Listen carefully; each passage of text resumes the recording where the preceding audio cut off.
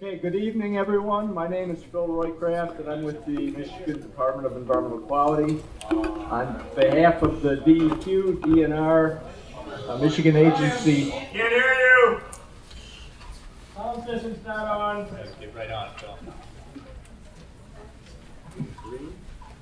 I think it's on. Okay, yeah. Is that better? Yes. Okay, thank you.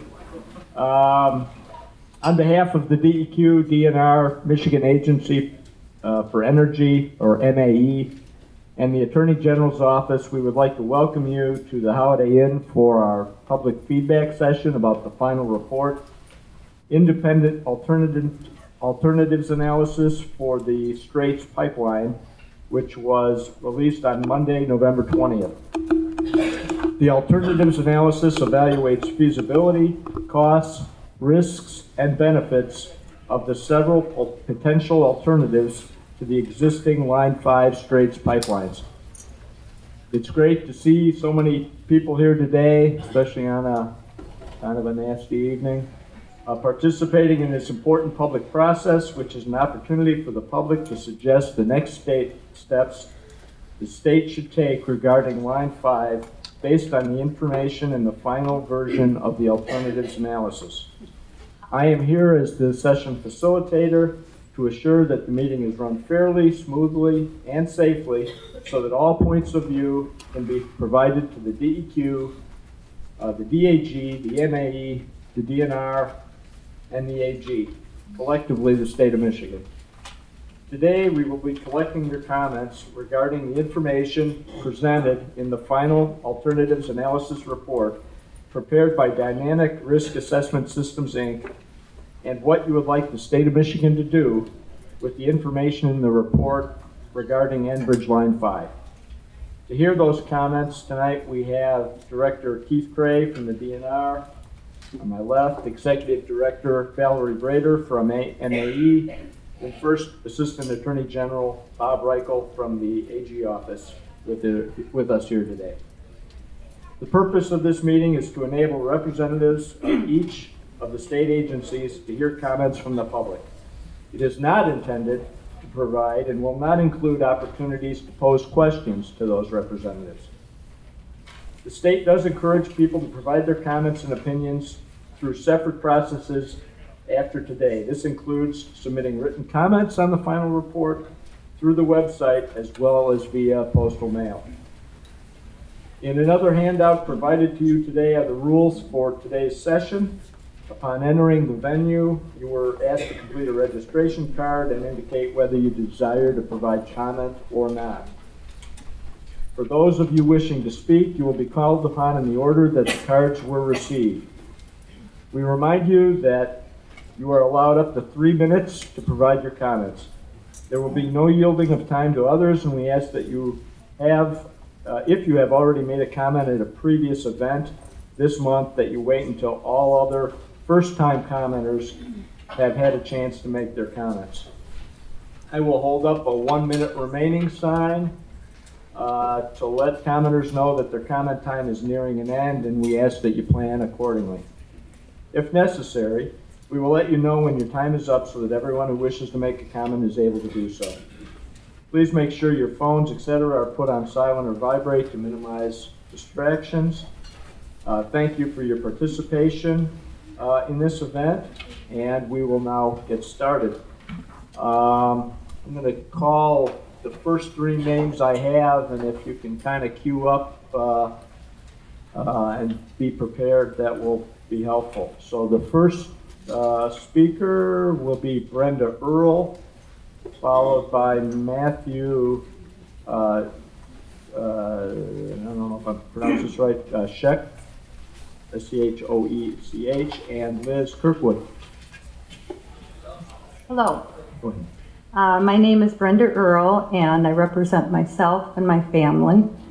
I live in Traverse City, and I own a log cabin on the shore of northern Lake Huron.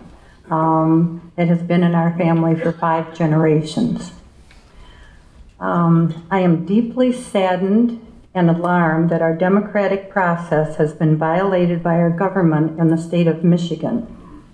Governor Snyder's administration has signed an agreement with Enbridge in a backroom deal without input from the Pipeline Safety Advisory Board, which he formed by executive order for this very purpose, without input from the Grand Traverse Band of Ottawa and Chippewa Indians, input that is required by a signed treaty. And finally, without input from the public. We are allowed to make public comments this evening, and thank you for that, but it is after the fact. The deal has already been signed. As a citizen of this state, I feel completely discounted. I urge Governor Snyder and Attorney General Schuette to seriously consider adopting the 3 resolutions passed by the Pipeline Safety Advisory Board. They passed it 2 days ago. So thank you very much. Thank you.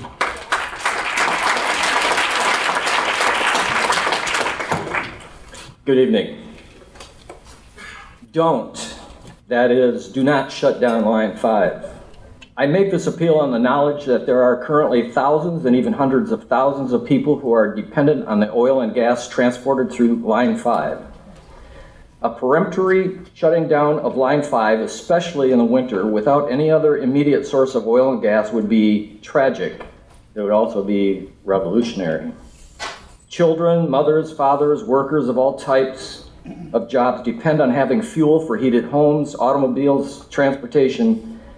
Businesses and factories, stores, whether grocery or for services, depend on Line 5. The economic infrastructure will be tragically damaged and may result in the death of many, especially the infirm, elderly, children as well. Shutting down Line 5 means that there will be thousands of oil transport trucks attempting to carry oil and propane that would have been safely and economically transported through Line 5. The substitutionary use of oil transport trucks and even railroad tanker trains bring about an even greater risk of accident and ecological damage than a leak in Line 5. Michigan roads will be even worse repair than they are now when these thousands of tanker trucks try to resupply the refineries that keep American and Canadians alive and productive. Many wonder why the push to shut down Line 5 when it is monitored, tested, inspected as part of published maintenance standards. Line 5 represents a boogeyman to some. Oil, especially, is a hydrocarbon boogeyman that NGOs and their government counterparts have stigmatized.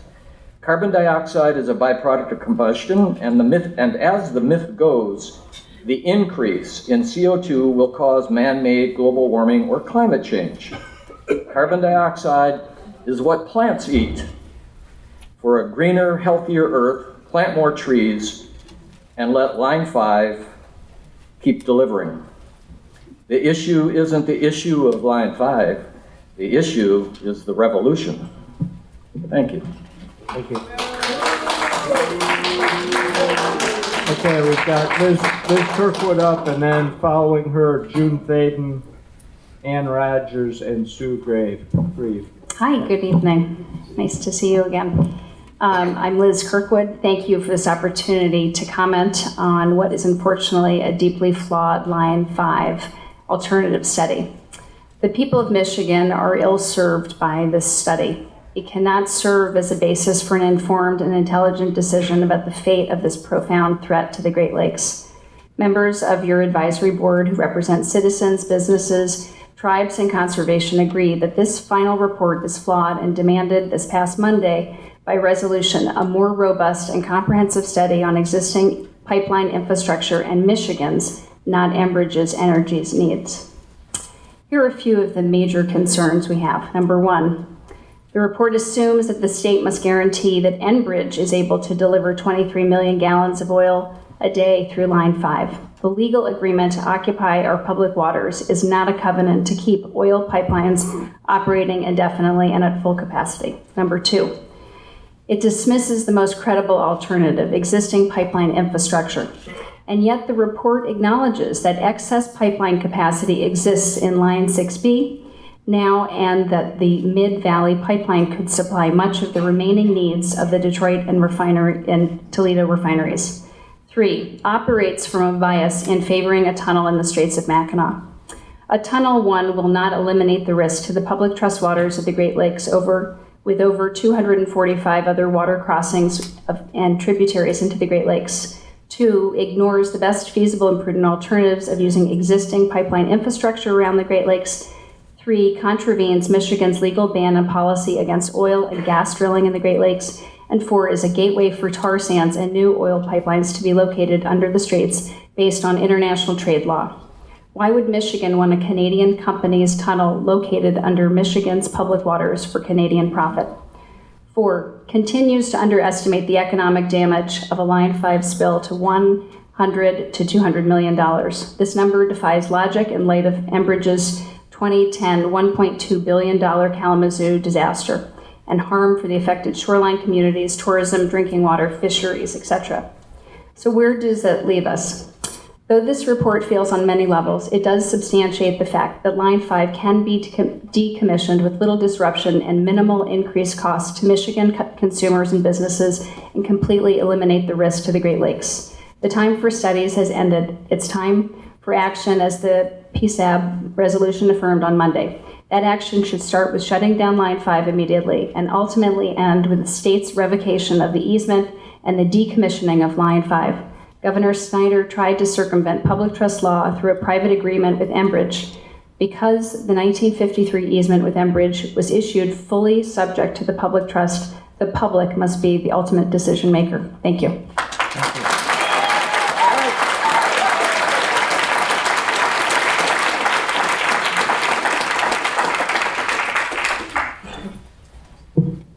I think I'm next. We couldn't hear you in the back very well. Jude Baden. Thank you. Ann Rogers. Go ahead, Roger. I'm here as co-chair of NEMIAC, one of the groups that has been part of the consortium of 25 environmental groups in the state, and all of the tribes who have been speaking at every one of your meetings and entering every comment that we can for the past 4 years. We are all volunteer in NEMIAC, and we've been deeply involved in this. We've also been supporting green renewable energy, which we know is in our future. It's growing at a rapid rate. We, the citizens and taxpayers of Michigan, have been lied and betrayed and ignored. You have also been betrayed and shoved aside, as if to belittle your job, which, as far as I can see, you have given due diligence to. Our taxpayer dollars have been wasted, your time and my time have been wasted, and I'm outraged at the danger that the governor and the attorney general have put us in. There's been so little regard for the environment and our economics of Michigan. Line 5 must be shut down. Thank you.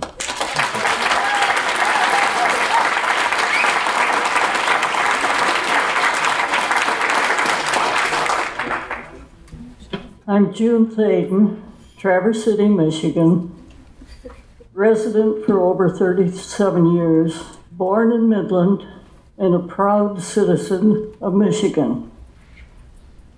Thank you for coming up to North to speak with us. I speak about the Governor Snyder's agreement with Enbridge, not about the pipeline report. Our current governor seems to have a thing about water. First, he allowed it to be poisoned in Flint. Then he sold large quantities for pennies to a persistent buyer, Nestle's, and now seems willing to risk spoiling the Great Lakes water in the Straits of Mackinac for a Canadian company who owns an old pipeline being jostled back and forth at the bottom of the Straits. We, the citizens of Michigan, and our leaders are responsible for the purity of that fresh water, a public trust, and over 20% of the Earth's supply. In each of these actions, he has shown us, the citizens, how he does not value human beings. By all sorts of delaying actions, especially with Enbridge Line 5. First, he appointed a large group of citizens and state employees to a pipeline safety advisory board, giving you an assignment, a budget, but basically no power. Then 2 studies were organized to study risks and alternatives. The risk report was shown to have authors as tainted as we suspected they were. Just as their report was about to be delivered, it was rejected.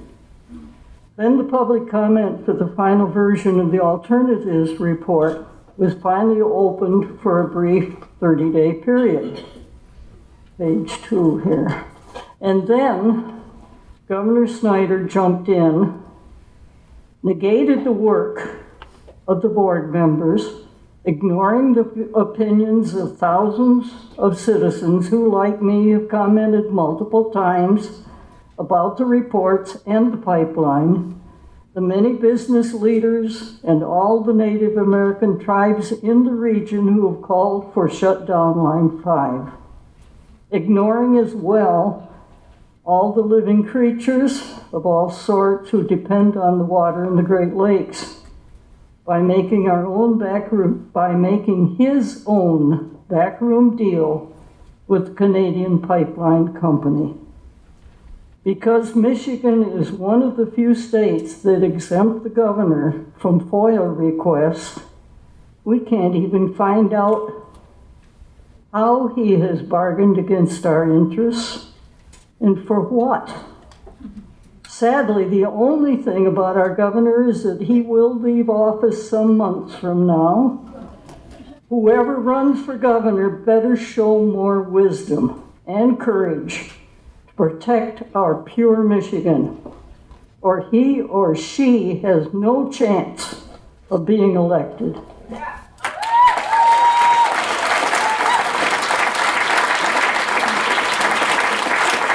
Thank you. Sue Grieve, and then on deck we have David Petrova and Ed DeRocha. So we got Sue. Sue's not speaking. Okay.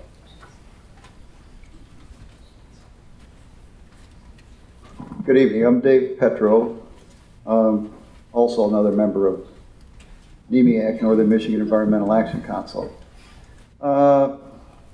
We, the citizens of these Great Lakes area, shoulder the risk of having dangerous fuels moved across our state land and water, just so a Canadian company can reap the rewards from exploiting a dirty fossil fuel. Our choice for the future is clear. We either leave the residue of these extinct plants and animals buried deep in the earth, or accept the fate of our own extinction.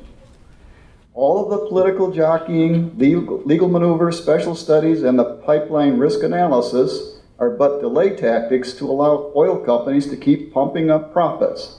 There will always be some potential for pipelines to leak above ground, underground, into rivers, or into our precious Great Lakes, as long as toxic oil is flowing through them. Now, we face another risk to our Great Lakes that is not a subject matter of this committee. But there are similar concerns voiced by citizens and similar tactics being used by commercial interests to delay effective elimination of the threat. I'm referring to the looming threat of invasive Asian carp entering Lake Michigan via the Chicago shipping canal. We know it is a threat, it is coming, and nothing is being done to prevent flying carp from destroying our lakes. But more studies and proposed technological screens that may or may not work. The bottom line, as usual, is to always protect some corporate profits while shifting the cost of remediation to the taxpayers. However, just last week, on December 8th of this year, Michigan Attorney General Bill Schuette joined attorneys general from Minnesota and Pennsylvania in calling for a permanent, and I'm quoting here, permanent and effective solution to be implemented to prevent the spread of this invasive species. unquote. The solution is to close the lock on the interconnecting channel as, quote, it is the most effective and reliable option that can be implemented in the shortest time frame and that has the lowest direct cost to taxpayers. The same logic and the same analysis can be applied to the risky pipelines which threaten our Great Lakes. And the same solution can be applied today. Not tomorrow, not in August, and not sometime years from now. Shut it down now and shut it down permanently. We don't want carp and we don't want oil in the water. If we fail to stop these threats, it is only a matter of time before something bad happens. And then there is no going back. Shut it down is the only positive action that can be taken. Thank you.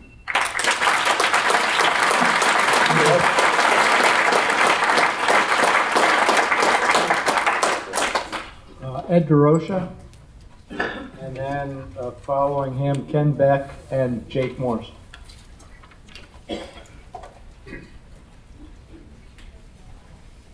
Good evening.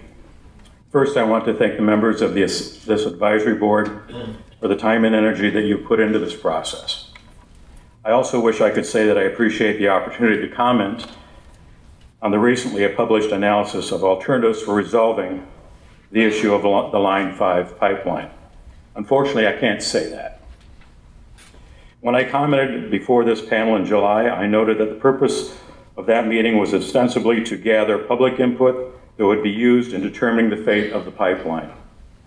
However, the recent announcement of a new agreement between the state of Michigan and Enbridge makes it clear that that meeting, as well as this meeting being held here tonight, are of no consequence in the governor's decision-making process.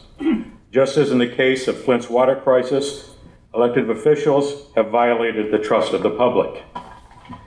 This agreement was made by the governor and other state officials without consulting the Pipeline Safety Advisory Board and demonstrate that this board and the entire process of holding public comment sessions has been a facade designed to placate and fool the public into believing that it's had a real choice, or excuse me, a real voice in this decision, while in fact it has not. Compounding the insult, the deal was struck with an entity that has a long record of deceit and irresponsibility. This is the same company that testified before Congress that Line 6B was safe only 10 days before it ruptured, resulting in the worst inland oil spill in U.S. history. And the same company that has repeatedly misled state officials regarding the integrity of Line 5, which has already had 29 inland spills over the course of its 64 years of existence. Enbridge has proven time and again that it cannot be trusted to safeguard our water by adequately maintaining its pipelines. It's obvious that nothing that I say here tonight or anyone else will be given serious consideration by Governor Snyder or other top officials. In their minds, the issue is now settled, providing that Enbridge meets the commitments of an agreement that has already been made prior to an honest risk-benefit assessment and complete public comment.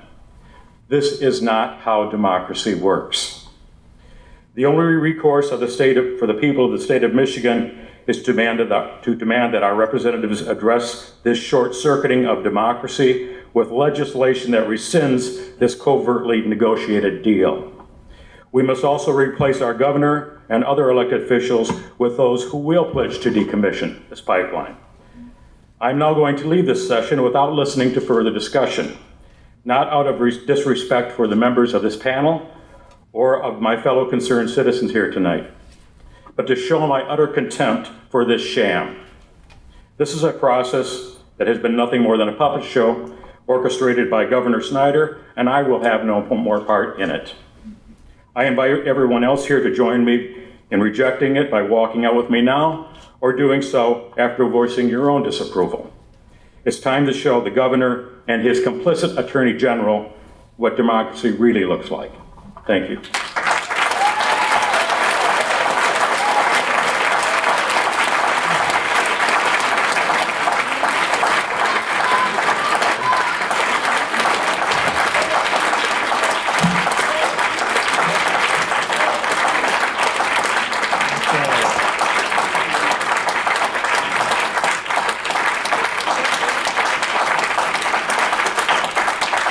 Too bad. I'm in agreement with this, okay? Okay, I am a citizen of the United States, state of Michigan, born and raised here, and I think that I represent no organization, but I think I represent a lot of people, considering there's only been one person here that has been in support of this pipeline, okay? Just to start out. Okay, I don't have a big, long speech. I'm not all that good at that. But one of the things that I do know in life is it's better to be proactive, okay? Not reactive. If you think about it, it's a whole lot easier to shut the pipeline down now and avoid an accident than it is to try to clean it up.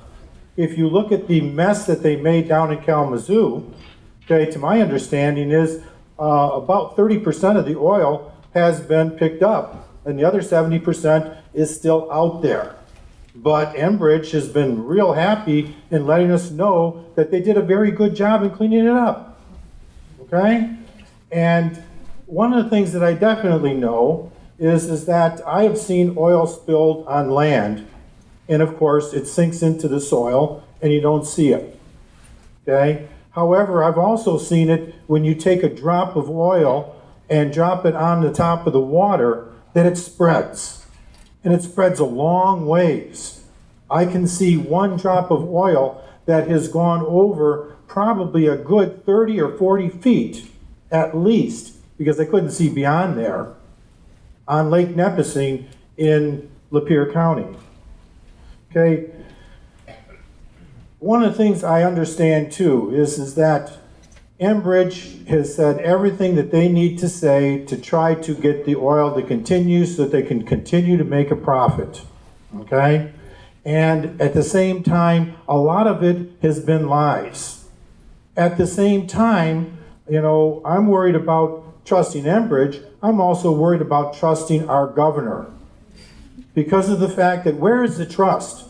Where exactly is the trust when in fact this meeting was set up some time ago? It's been on my calendar. I wanted to come and state why I think that that line needs to be closed down, and yet Governor, okay? Don't get me started on that one. Okay. The governor basically has lied to us as well and has basically deceived us, and no matter what, my feeling is that we need to shut down that line. That risk is just too great for the Great Lakes, for the water that we appreciate, the water that makes our state the Great Lakes state. Shut it down. Thank you. Great point. And on deck, we have Susan Whedon and Barb Stamiris. On deck, Susan Whedon and Barb Stamiris. Okay, well, I'm Jake Morris. I live in Traverse City. It will come up in a moment, but I grew up born and bred in Flint, so I'm not a big Trump, well, I'm not that either. Not a big Snyder fan, but we'll get into that. I got 3 minutes. Just some random concerns. Our Great Lakes hold about 21% of the world's fresh water, about 84% of this country's fresh water.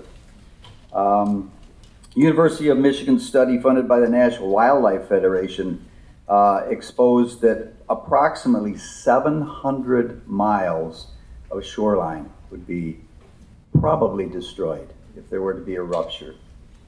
One of the things in the Canadian Assessment Company's report, randomly taken I admit, is that they will shut down the pipeline if the waves exceed 8 feet. And we have seen, well, I have found out that waves exceed 4 feet on the average about 8 days a year. It's not very much. Michigan's worst in the nation disclosure laws, both our legislators and our governor are exempt from the Freedom of Information Act. That's a problem. Snyder's closed door deal with Enbridge doesn't even mention the possibility that oil might not even flow through Great Lakes bottomland. And my last point would be that with us, the state of Michigan, taking the vast majority of risk with Line 5, I'm wondering why there would be a Canadian assessment company chosen to provide analysis of Line 5's future. Shut it down. Thank you.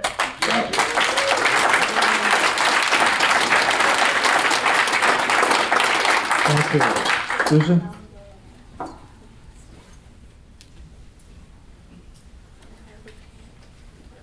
My name is Susan Whedon. I'm from Cedar, Michigan, and I grew up near the. This is actually what I said last time, and I want to thank everybody who has been consistently vigilant about calling and writing and marching and doing petitions, and the passion for people in this community to take care of our water is amazing to me. There are so many people in this room that I love dearly. I grew up near the Love Canal in Buffalo, New York, and in a town where the Army and a defense contractor dumped more than 37 million gallons of radioactive waste for World War II atomic bomb project. My dad was part of that project. And when he was 90, he got a call saying that if he should develop cancer, his company would pay for his care. This was an ongoing issue in the town where I grew up. This is the sort of thing that has made me an activist my entire life. I now understand why the cancer rate was high in my neighborhood and why there were so many birth defects. We can't afford to sit back and be controlled by companies that pollute and companies that they say are in compliance when they are not. We are tired of the talking points that spills can be cleaned up. They cannot. I will add that I'm really tired of the fact that the fossil fuel industry is running this world. I don't really understand that anymore. It needs to stop. We need responsible leaders to understand that this has to stop. We need to shut down Line 5. We need to protect our water. There is a world water crisis. There are so many spills that are happening every day. And if you ever look to find out the number of spills in Michigan in the last year is phenomenal. We have to stop. Thank you.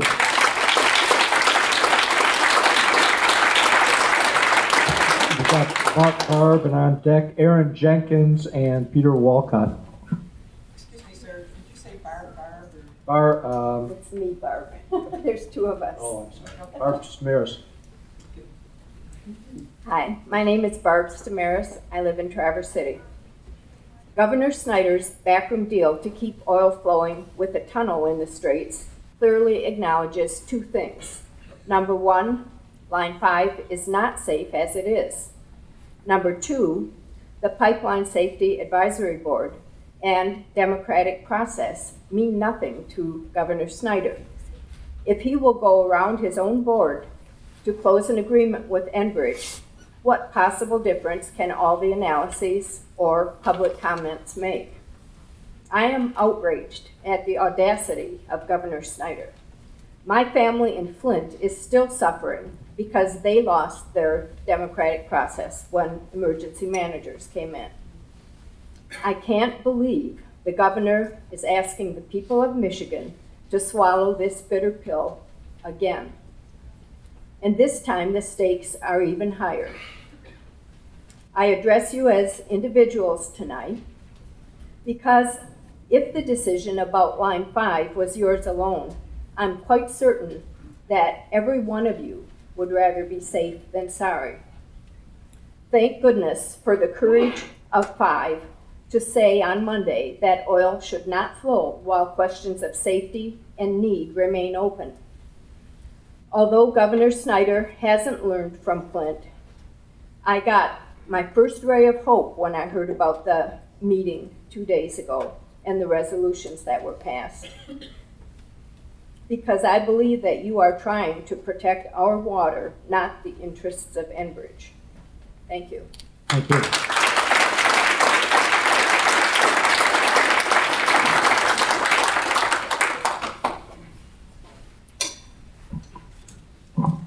Hello, my name is Aaron Jenkins, lifelong Michigan resident. I have a master's in accounting, CPA license, and I've worked as a financial auditor. I would like to offer my professional input on the independent report that was prepared by Dynamic Risk Partners, or DRP. The scope of this engagement was to provide the state with an independent, comprehensive analysis of alternatives to the existing pipelines. In the disclaimer, DRP states that this report was prepared in accordance with commonly accepted standards of practice. It does not state what these are, so I would like to compare them to professional auditing standards. Close to the mic, please.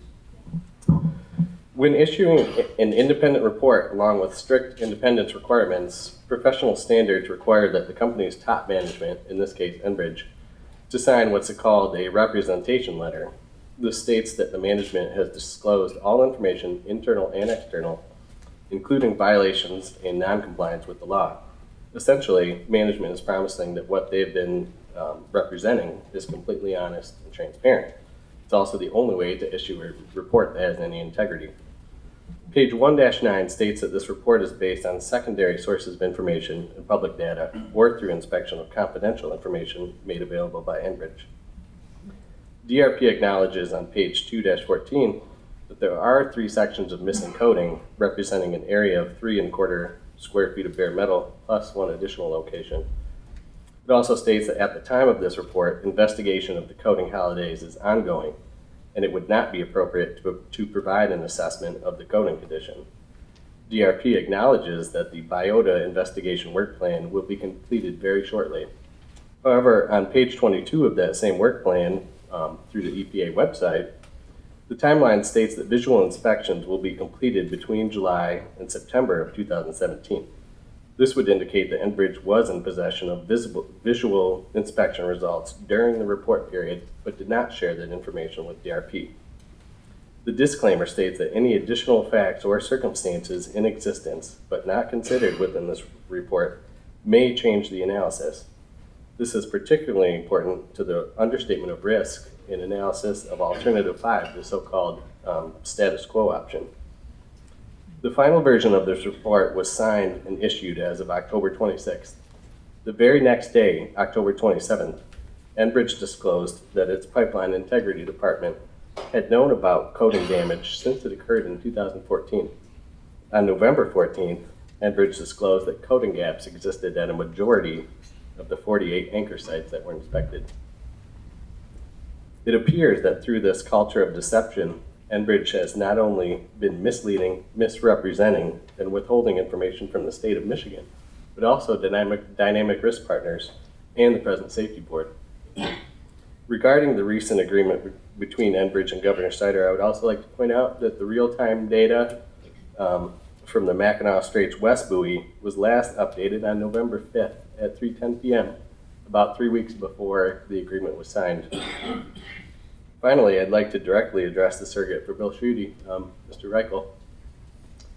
Unfortunately, I'm ashamed to admit it here, I voted for Governor Snyder twice. The AG continues to make statements going back to 2015 that the pipeline's days are numbered, but he's not taken any action towards enforcing the violations of the state easement.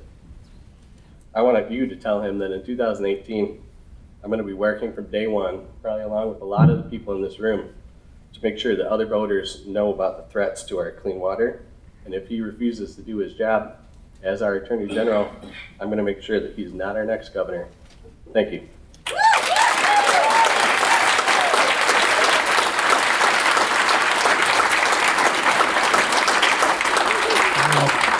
Peter Wolcott, and on deck we have Barb Willing and Mindy Cook.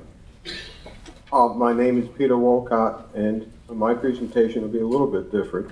My background is I worked in the Nixon White House in the Council on Environmental Quality, was when it drafted up the original guidelines for NEPA. I was involved in the evaluation of the Alaska pipeline, what I want to talk to, and also in the negotiation of the Great Lakes Water Quality Agreement, but I want to sort of in a broader context, talk a little bit about the precautionary principle. And so the precautionary principle is in the federal legislation, and it says basically, it's a requirement that environmental impact evaluation objectives and criteria apply the precautionary principle.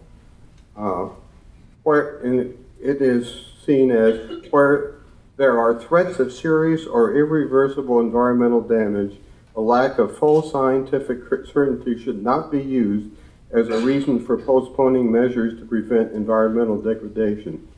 In the application of the precautionary principle, public and private decisions should be guided by a careful evaluation to avoid, wherever practical, serious or irreversible damage to the environment, and an assessment of the risk-weighted consequences of the various options. Now, what I'm saying is the precautionary principle was not used. It wasn't in any, as far as I know, in any of the determinations that have gone on in this process with Pipeline 5. I realize that Pipeline 5 was permitted before the precautionary principle became part of a United States federal law and within a number of international treaties.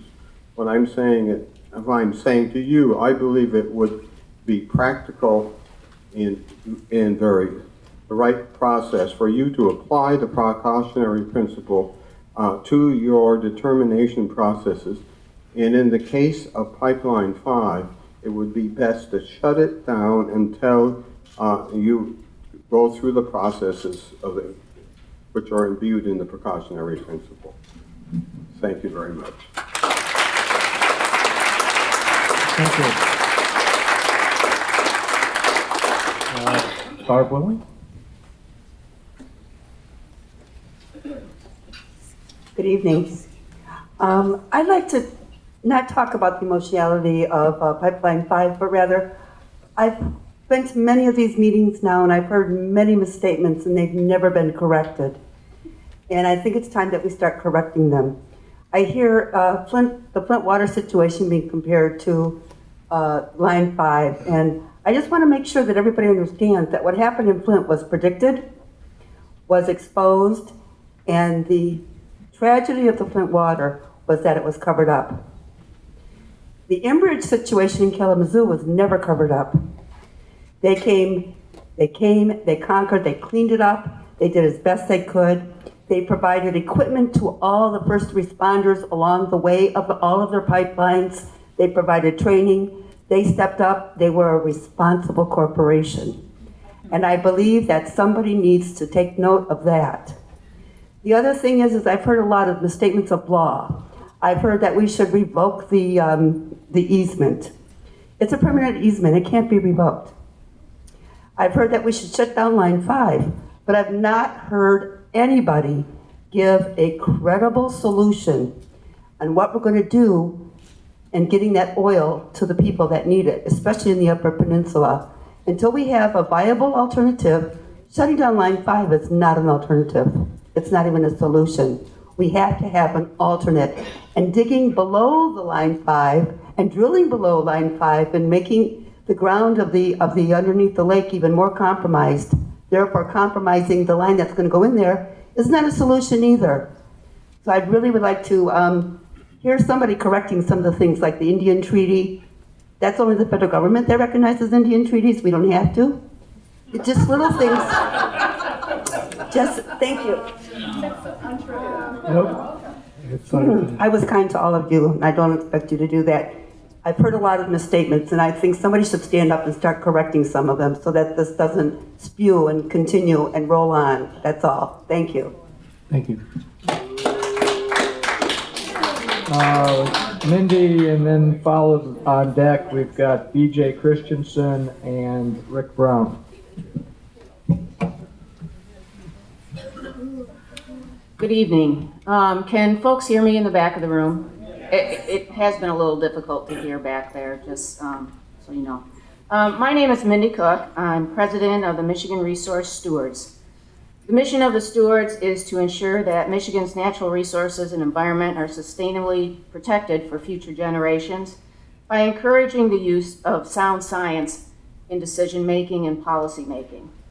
The members of the organization are dedicated to the protection of land, water, wildlife, and environmental health. Most of us have spent our careers and our lives in promoting natural resource and environmental protection. I'm going to say some things you've heard, but hopefully I say a few things you haven't heard.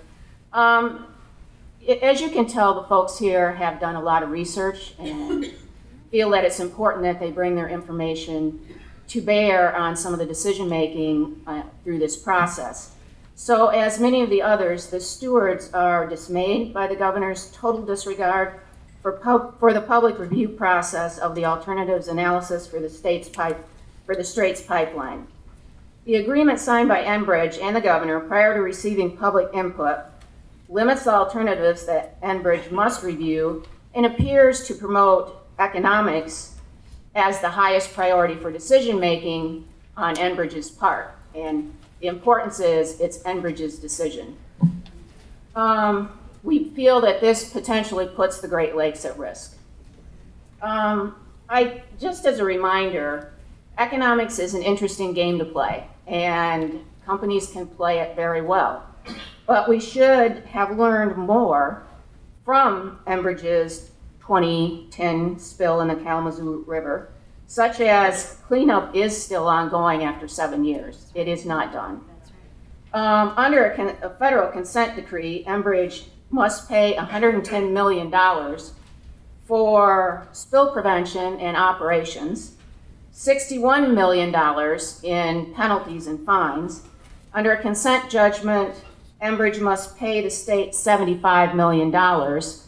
The cleanup of the Kalamazoo River in the area is anticipated to be over $1 billion. Now, those are interesting economics that if we're going to talk economics and making decisions on what happens to this pipeline, we must factor in those economics as well.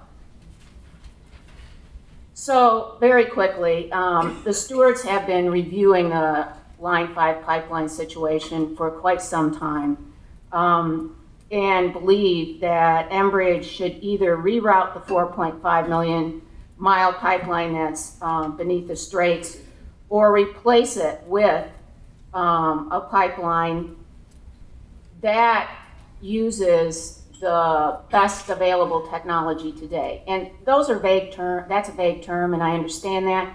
But it's difficult to get any more specific with the limited information that's really out there with the different alternatives, which obviously needs more engineering and more environmental review. So we only recommend these things if there is extensive environmental review for the alternatives that are in the report, and that there is a proposal on the table that can mitigate any environmental concerns, because the environmental concerns should outweigh many of the other factors. And I think that's why we're here today, because we're talking about the concerns with potential spills in the Great Lakes. And again, use of the best available pipeline technology, which a 60-plus-year-old pipeline does not have. And so that is absolutely important. And that Enbridge is required to provide to the state adequate financial instruments that allow a third-party remediation of a potential catastrophic event. I don't necessarily agree with the last speaker that Enbridge has been the most forthcoming with all the remediation that's been necessary in the Kalamazoo River. And I think that is not an outrageous thing to request for that type of financial instrument. Again, you don't see the stewards saying eliminate all pipelines, don't use pipelines for this sort of activity. We understand that pipeline transport of petroleum products is one of the safest modes of transporting petroleum products. So I think we need to go through this very thoughtfully and make sure that Michigan is protected as well. Not only the Great Lakes, but any other sensitive environmental area, including rivers, wetlands, whatever might be there. We're not done. Stewards aren't done. We're not going away.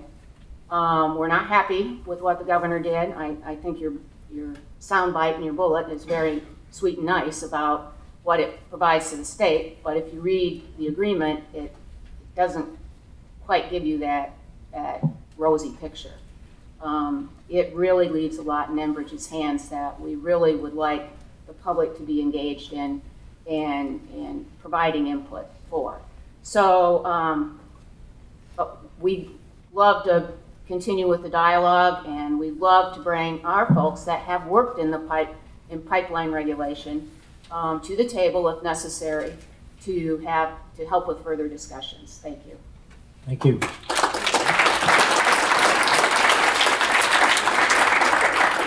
BJ Christensen.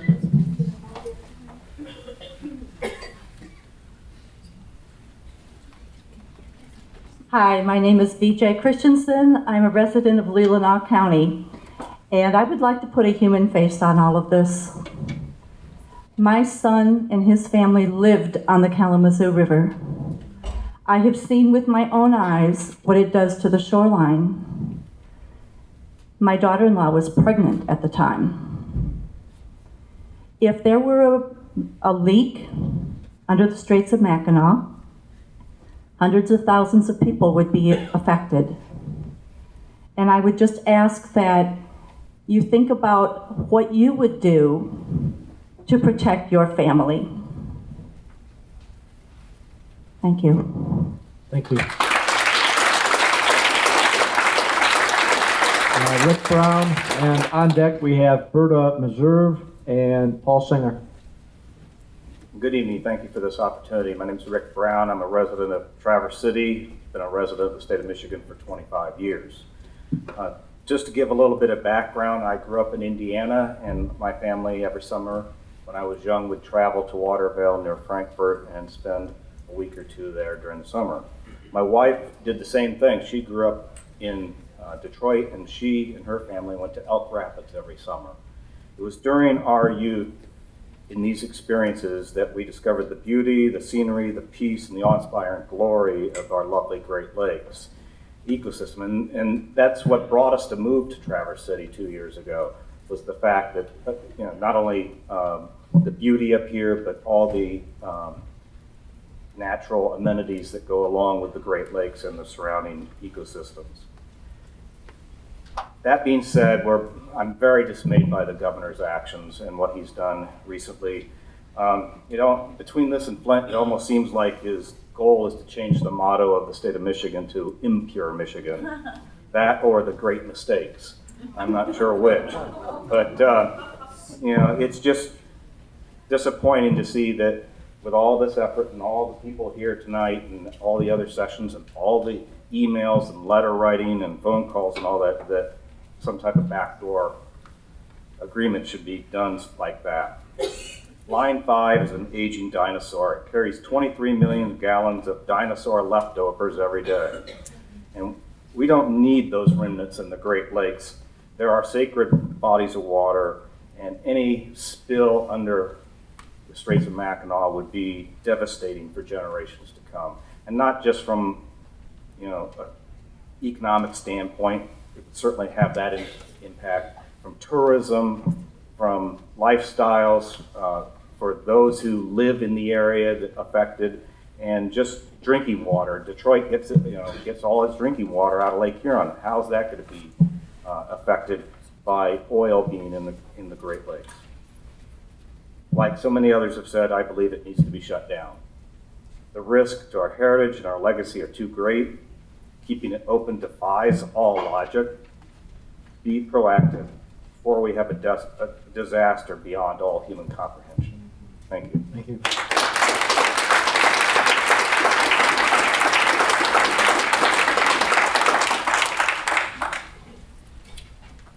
Hi, my name is Berta Meserve, and I live in Lake Ann. These Great Lakes are one of the most ecological sensitive areas of the world and contains 20% of the fresh surface waters of the world. The flow of the water at the Straits can have currents that are more than 10 times greater than Niagara Falls, making it vulnerable to bending, creating cracks and potential spill. The Enbridge pipeline oil spill that occurred in 2010 in the Kalamazoo River spilled over 1 million gallons of oil, costing over $1 billion to clean up. And in 2014, the EPA estimated that there were over 100,000 gallons still remaining in the bottom of the river. Michigan officials are demanding an apology from Enbridge, saying the company knew about the damage to the protective coating on its Line 5 pipeline since 2014, but did not disclose this problem until just recently. During the presentation to this state pipeline board in March of this year, Enbridge denied that there were any gaps in the coating. And now Enbridge has issues with 42 of 48 gaps in the coating, although the company has yet to visually inspect about 80 to 128 total sites. Enbridge is generally optimistic about the state of the pipeline, pointing to the lack of corrosion found by divers of 8 patches of bare metal identified, where 7 of the 8 are to be repaired before this winter. The bare metal was found along the pipeline, and it was discovered as part of an ongoing study of the impact of invasive species such as zebra mussels on the pipeline. Holran of Enbridge also disclosed a previously unknown damaged area where he said a suspension cable was accidentally dragged across the bottom of the pipeline, or dragged across the pipeline. So what about the barges that could need to temporarily set anchor in terrible weather conditions? We can only fathom what damage that this could cause. This aging pipeline 5 has had at least 25 leaks, spilling more than 1 million gallons of oil and gas liquids, according to the information released by the National Wildlife Federation.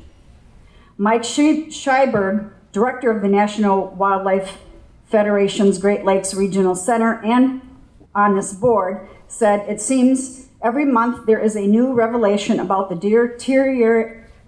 deterioration condition of Line 5 and Enbridge's lack of transparency." Valerie Bratter, who's up front there, one of the board, said, we are deeply disappointed that Enbridge did not tell the board in March the whole story about the Line 5 coating deficiencies. I want to thank this board for seeing through the lies that Enbridge has given us, and I do not understand how Schneider could make this deal without consulting with you. Attorney General Bill Schuette in 2015 did say that Line 5's days were numbered, and he has called for the decommissioning schedule. I would like to say, where the heck is this decommissioning schedule? So what's going to get us there? A spill?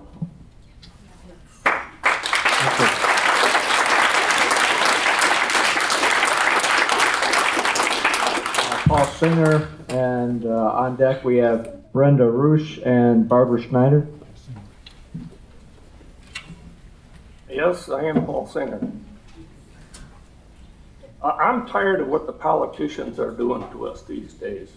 We have people like Schneider and our illustrious president who are supposedly business people that are making decisions that are not related to what the committees that they've put together are supposed to come up with ideas and give to them. They don't come up with the same ideas. They make up their own solutions. But their solutions are done behind doors, and I'm tired of that crap.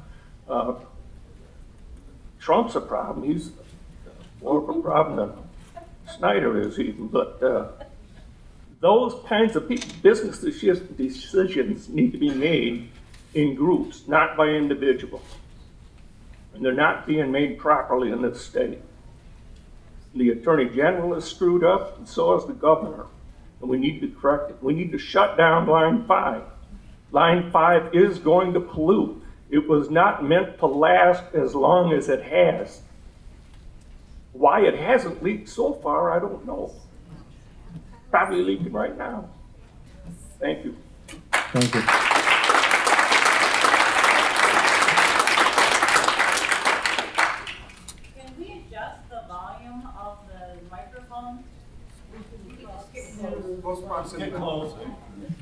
How's this? Great. Okay.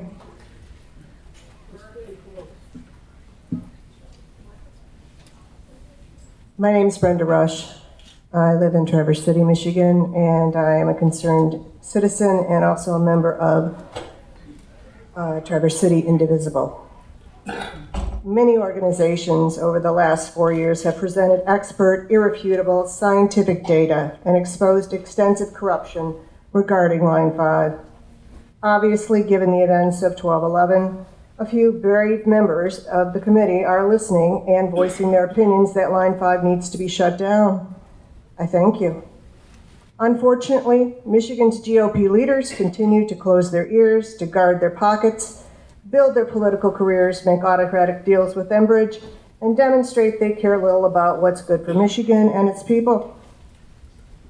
Until now, Line 5 has been seen primarily as a Michigan problem.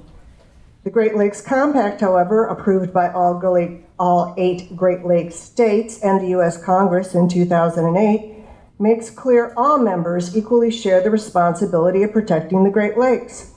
Unfortunately, the responsibility of protection does not seem like it's being shared right now. While Lansing has delayed and delayed to act proactively and to shut down Line 5 for all the right reasons, new and ever creative terrorist efforts have emerged in this rapidly unpredictable world. And now we have an additional concern. The 2 5-mile-long pipelines and their pump stations lack the appropriate level of security their importance merits. Given the significance a pipeline rupture and subsequent oil spills could have on the Great Lakes, I believe these 2 pipelines must be acknowledged and treated as potential unprotected terrorist targets. Unfortunately, 2 hours of research on the internet made clear how credible and uncomplicated a terrorist attack on Line 5 could be. 2 recent actions by the Department of Homeland Security leads me to believe that they perhaps are kind of watching. For the first time in 2017, the Department of Homeland Security identified the Bridge Walk as a terrorist target and closed the bridge to all public vehicle traffic. Additionally, in early 2017, the Department of Homeland Security in Canada took steps to, quote, combine expertise and experiences to further both nations' abilities to better prevent, response to, and recover from hazards and homeland security threats. The Straits are a major shipping lane. Over 1,000 commercial and cruise line vessels have traveled over those pipelines so far this year, as well as countless pleasure craft. The U.S. Coast Guard has stated they have no plans to address a spill in the Straits of Mackinac.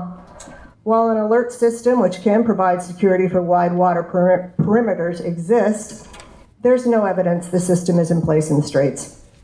To sum up, the U.S. Coast Guard, operated under the Department of Homeland Security, has neither the capability to detect a terrorist attack or a plan to clean up a resulting oil spill. The Great Lakes are the largest surface freshwater system on Earth. They hold 84% of North America's surface fresh water. It's way past time to move the focus of what a rupture in either pipeline and subsequent oil spill would have just on Michigan. 8 states of the United States and 2 provinces of Canada are threatened as well. International maritime commerce is threatened. Any possibility of a terrorist attack on Line 5 pipelines is a threat to the Great Lakes and a matter of national and international security. The Line 5 pipelines are decrepit and they are unprotected, and they must be shut down immediately.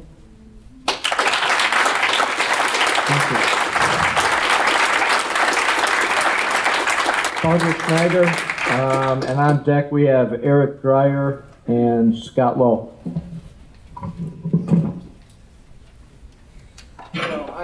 Hello, I am Barbara Schneider, and I reside in Maple City, Michigan. I know you've probably heard some of the things I'm going to say, but the passion is there, and I think you need as many people to voice our opinion about this line as possible. So if I'm repeating myself, please forgive me, or repeating what other people have said. Elections matter. We must hold our elected leaders accountable and elect leaders who represent the people and protect our Great Lakes, for water is life. The governor has made a deal with Enbridge without even consulting with you, his own advisory safety board. To think we allow an administration who made a decision to pump water out of one of the most polluted rivers in Michigan for a city's water supply on a recommendation from their appointed emergency manager. Then they did not treat it properly and lied about it. Flint's water system and citizens ended up being poisoned. Reason given for doing this: cost savings. You have heard from Dr. Tim, a credible engineer who does not agree with the governor or Enbridge's analysis of the pipeline safety. To trust this administration to enter into a backroom deal to continue running a 64-year-old oil pipelines through the valuable fresh water in the Straits of Mackinac makes 0 sense. The largest inland oil spill in Kalamazoo River and a continued lack of transparency from Enbridge about the safety of the pipeline should be enough to determine the decommissioning of this line. But instead, the will of the people is ignored, and why? For the almighty dollar? This has to change. If humans expect to exist on this planet, we know we cannot eat money and we cannot drink oil. We must learn from mistakes and do the right thing. Shut down Line 5. Thank you. Thank you.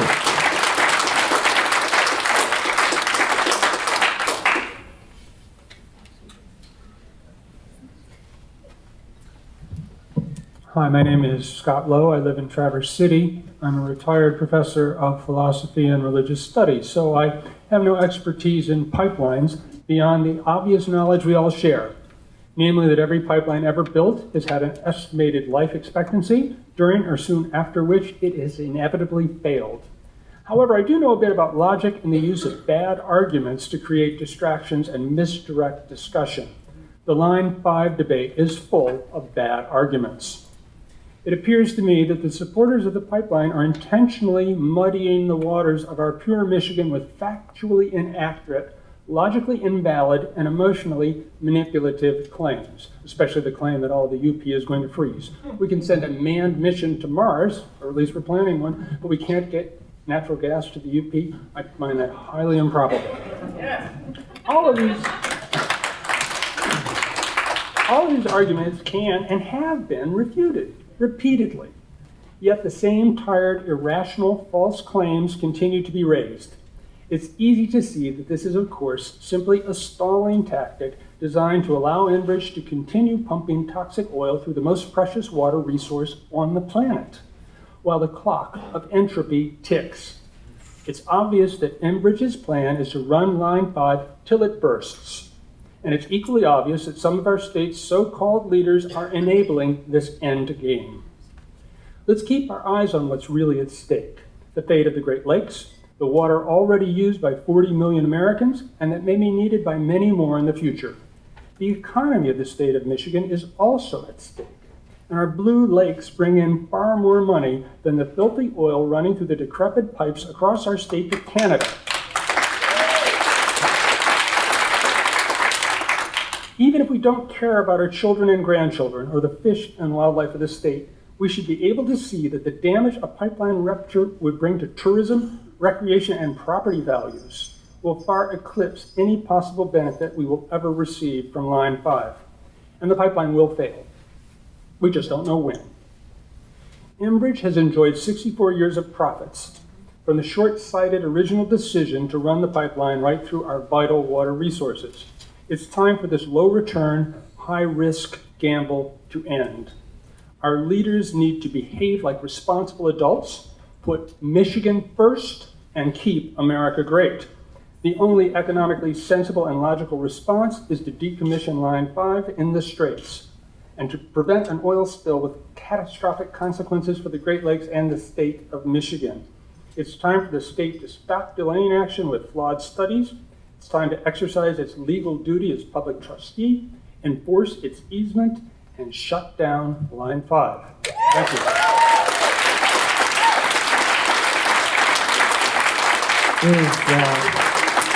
Is Eric Dreyer still here? Or did he leave? Okay. Is Eric Dreyer still here? Okay, we're going to move on to Mary Beth Lowe and Ted Iorio, and I guess I'll remind all the speakers, this is as myself to speak as close to the mic as possible. Thank you. Hi, I'm Mary Beth Lowe. I live in Traverse City, and I want to thank you for this opportunity, although I will be saying things you've heard. Closer. Even closer, okay. The issue at hand is the risk of Line 5 pipeline rupture and the need to protect the water and the natural resources of the Great Lakes. I want to thank you for your time and efforts to understand the risks of Line 5 and to look at what it poses. I appreciate your recommendations for immediate action to eliminate the risk to our environment by shutting down Line 5 immediately and steps to study the real cost of cleanup before it happens. It's my feeling that the governor's independent action to make a deal with Enbridge, a Canadian company, about their 64-year-old temporary pipeline is out of line, and it's indicative of the behind-the-scenes deal-making that disregards the wishes of the people of Michigan and the recommendations made by those who are studying it. So this end run is ignoring the review and study of the safety, and it's an ongoing move that favors the profits and the financial well-being of a foreign country over the best interest of the state and its citizens.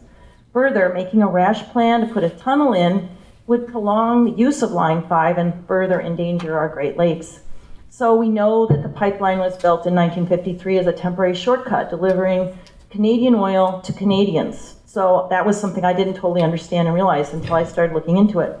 The pipeline was required to have supports every 75 feet, and that was back in '56 before the EPA had regulations. Right now, there's sections that are unsupported and spans of 140 to 280 feet. So Enbridge has acknowledged and apologized for stating in March that the coatings were all fine, and they've admitted that there is some bare metal. To date, the gaps in the coatings remain a problem, and yet Enbridge reports the pipeline is in good, safe working order. One might conclude that it remains in good condition equals no rupture, currently not leaking. So Line 5 is temporarily a shortcut that's benefiting the profits of a Canadian company. And it seems that Enbridge's concern for natural gas supplies to Michigan residents living in the UP is kind of an excuse for keeping the pipeline going. If that's their real concern, they could end the pipeline at the UP and they could take a northern route through Canada to deliver their gas to the south. Their cleanup plan beyond one boat relies on the U.S. Coast Guard and other boats in the region, including the Mackinac Island ferries. So clearly, when a break happens, the cleanup is going to be our problem, not theirs. Based on their cleanup efforts in Kalamazoo, they are willing to walk away when the hard part has been cleaned up and leave the rest to Mother Nature to deal with over the next 100 years, while the citizens look at tarry sands and dead wildlife. So in conclusion, Michigan does not need Enbridge. Enbridge is a big company. They can figure out how to move their oil without endangering our most precious resource. Natural gas will make its way to the homes in the UP just like it does to the rural residents throughout the state without the help or concern of a big Canadian company. So please do all you can to shut down the line now. Thank you. Thank you.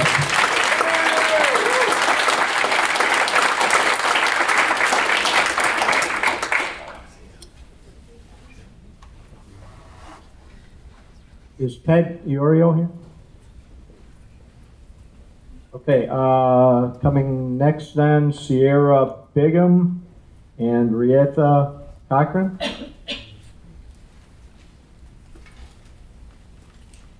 Hello, I'm Sierra Bigham. I was born and raised in northern Michigan.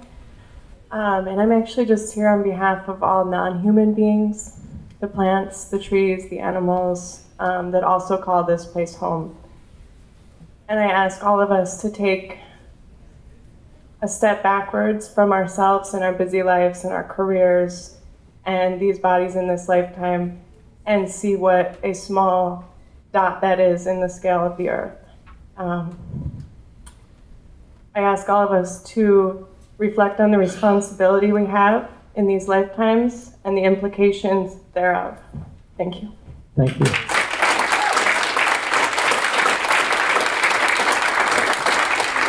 Rieta Cochran? Okay. Up next then, Heather Cerrone and William Gitlin.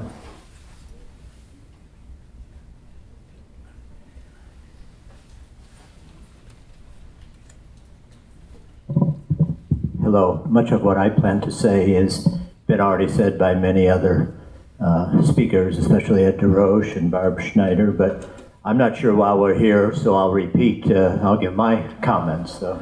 I spoke on this issue before the Governor's Pipeline Safety Commission in July in Petoskey, and in September at the Haggerty Center at meetings that claimed to be gathering public input that be used to help determine the fate of Line 5.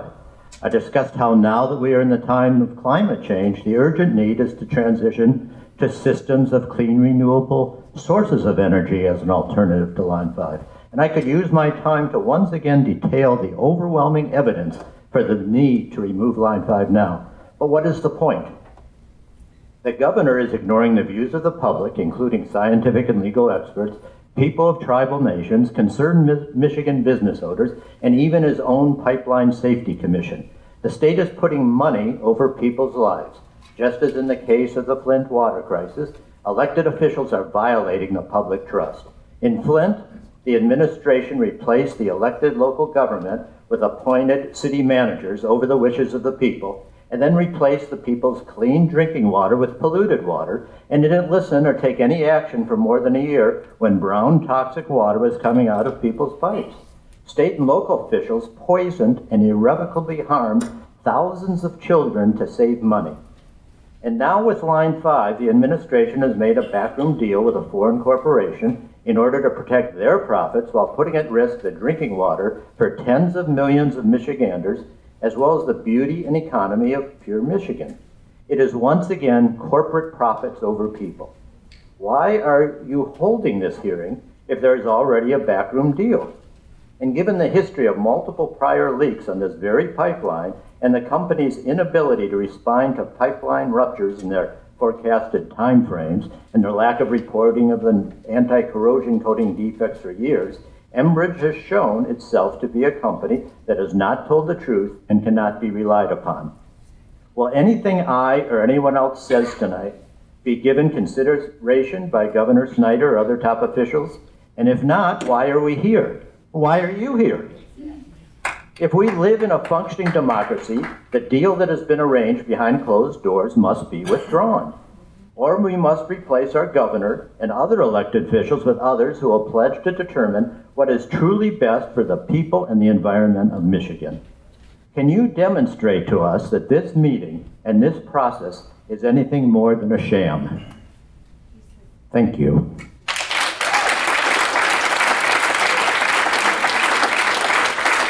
I just want to give you my written statement, and if you could send the proof to my address or demonstration.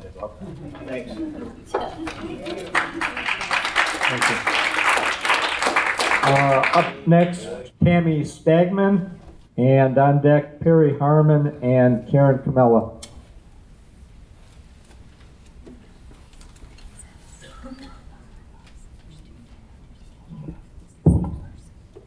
My name is Tammy Stagman. I'm from Traverse City. I cannot imagine living in a city that is not by the water. Water is life.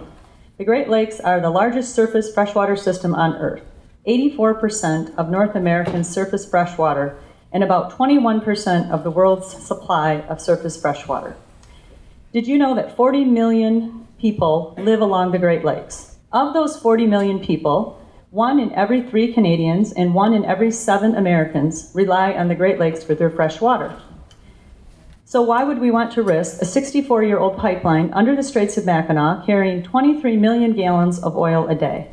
With the pipeline break, we would not have that fresh water for drinking. Fishing in the Great Lakes. 1 million pounds of whitefish are harvested from the Great Lakes each year. Michigan commercial fishing operations estimated between 10 million and 12 million annually.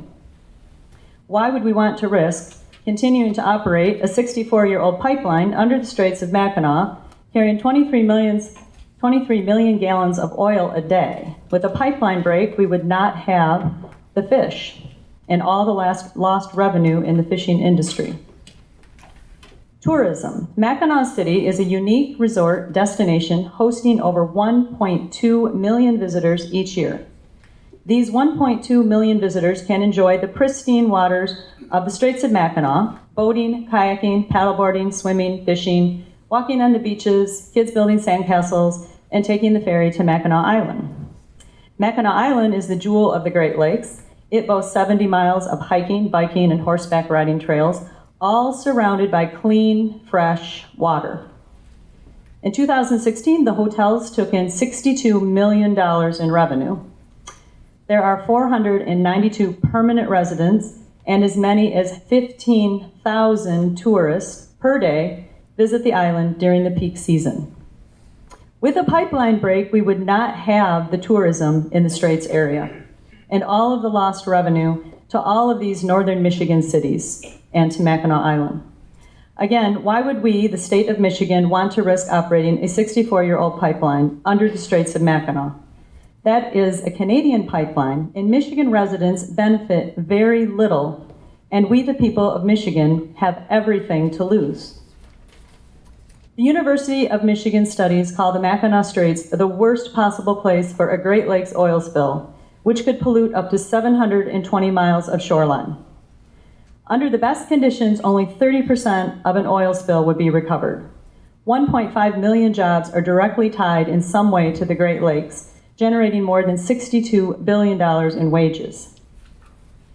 The only prudent thing to do now is to decommission Line 5. Decommissioning Line 5 pipeline would not disrupt Michigan's or the Midwest crude oil and propane supply, as only 5 to 10% of the oil in Line 5 is used in Michigan. I asked this commission, why would you continue to let 23 million gallons of oil flow under the Straits of Mackinac every day in a 64-year-old pipeline? Pipes don't last forever. No amount of money and no amount of oil is worth the risk of an oil spill in the Straits of Mackinac. This pipeline needs to be decommissioned, and the people of the state of Michigan do not want a tunnel under the Straits for a new pipeline to be built. There are still too many risks. All oil pipelines, even in tunnels, have an inherent risk of spills in their operations due to corrosion, defects, materials, and human error. Not to mention the rest of the 641 miles of Pipeline 5 remain vulnerable due to their weaker construction. We can live and function just fine without the oil in this pipeline. It is time to shut down Line 5. Thank you. Terry Harmon or Karen Camella?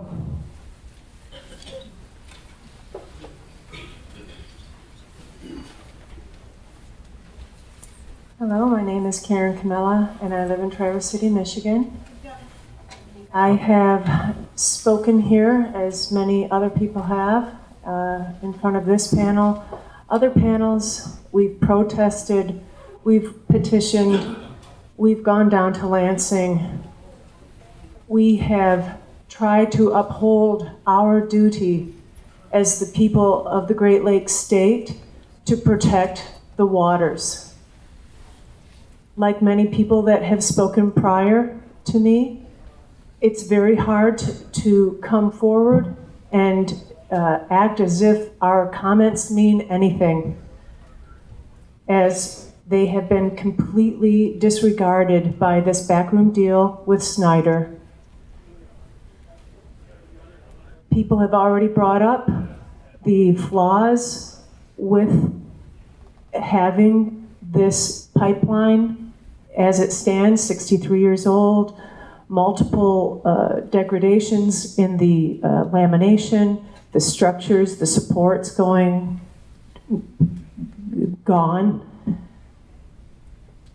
The alternatives report put forward by Flo has outlined many other ways that we could be transporting this oil. They have shown Enbridge to be the liars that they are. The bottom line is, as stated previously, the risks of harming the most valuable resource in our state, possibly the world, blue is the new gold, is not worth what is happening.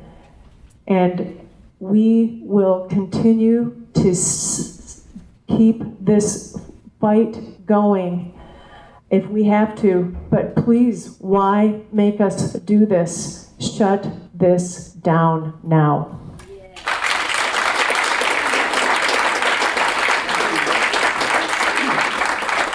Up next, Lisa Lang and Barry Lashella.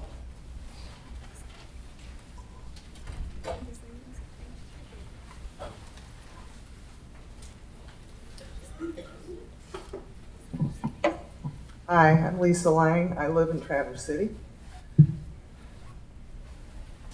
What Governor Snyder has done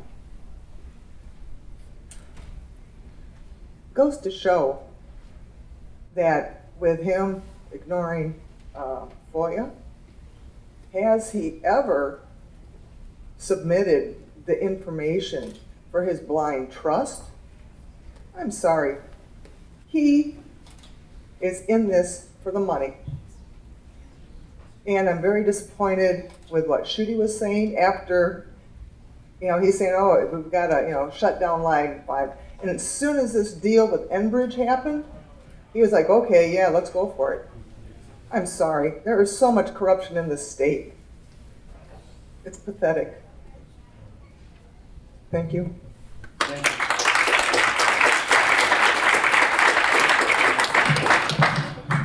Good evening. I'm Barry Lashua. I live in Traverse City, and I'm here representing my family, my children, my grandchildren, and all the future grandchildren in this great, beautiful state that we live in. Here we sit tonight trying to allow this $650 million a year corporation to exist at no risk to themselves, based on this crazy easement that they paid $1,200 for 64 years ago. This easement, the number of requirements in that they have violated. This one woman asked, about why we should shut it down. They have violated the easement, and in a number of ways. First of all, the thickness of the pipe in the portion under the lake has been verified to not be up to the thickness that was required by the easement. That's number one. Number two, the coating, okay? Here we are 64 years ago. What was the technology 64 years ago in steel, the quality of the steel? It's open to any number of considerations.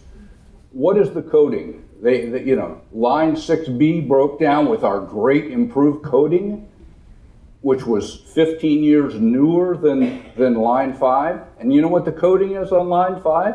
It's coal tar. This was told to me by the director of safety. I had extensive conversations with him. Coal tar. Now, is that a high-tech coating? And is this indicative of the low level of technology in this outmoded, obsolete pipeline that's risking our beautiful state and the health through all the water source for millions of people for this $650 million corporation? And what does Michigan get from it? They've alluded to loss of heat source for the people in the UP. Well, this LP gas that they get, they can get it easily. The pipeline doesn't have to go across the straits to provide them with the LP gas. The LP gas plant is already up there. Shut it down and be at the extent of the plant. And then this Marathon oil refinery, they get very little of their oil from this. As other people have said, 5 to 10% is kept in Michigan. But when Line B, when 6B failed, Enbridge built a much bigger pipe. They have a much greater capacity. They were anticipating Line 5 being shut down. They knew it was going to happen. And if we don't shut it down, when is it going to shut down? When it fails. And it's going to fail. And that's when they're going to abandon it, if we don't stop them.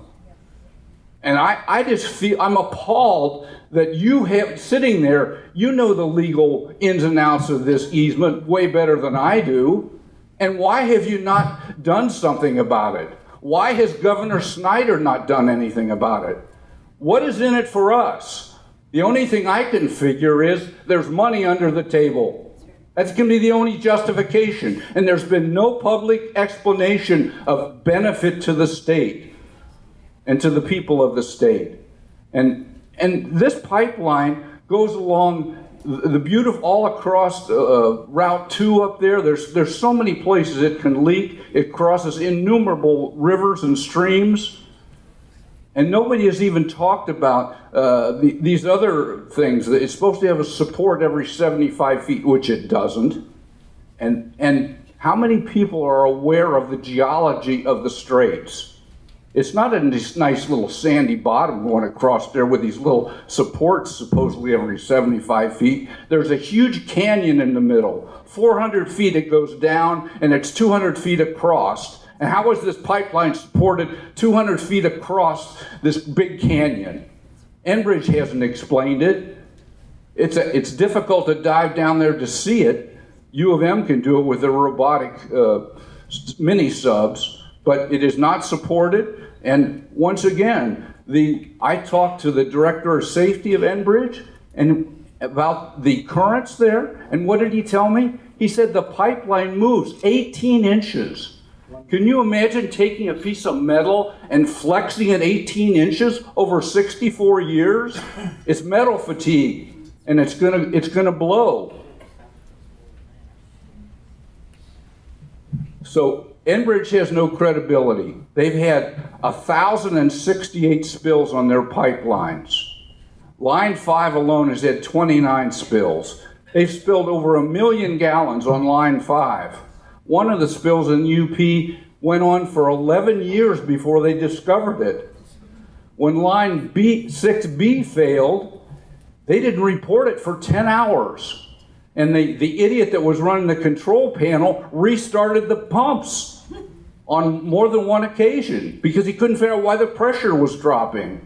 And we're supposed to allow these people who don't even aren't even a business in our country to continue the greed that's rampant in our country, this greed for profit at risk to all of these people and all the millions of people that live in our state.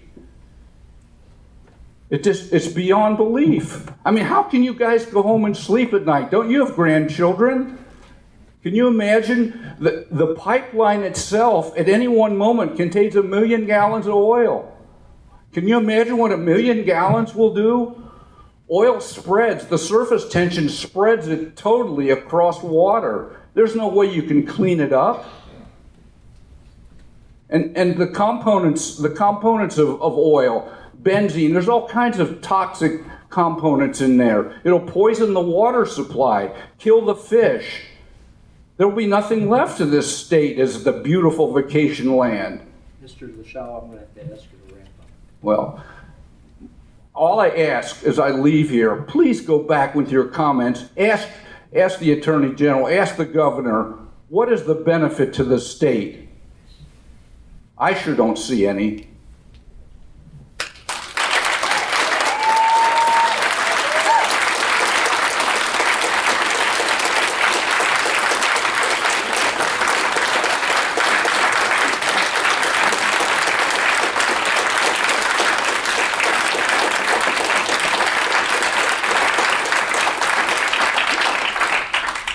Okay, our next speaker is Sue Miller, followed by Rich Miller and Todd Brewer. Any of those folks?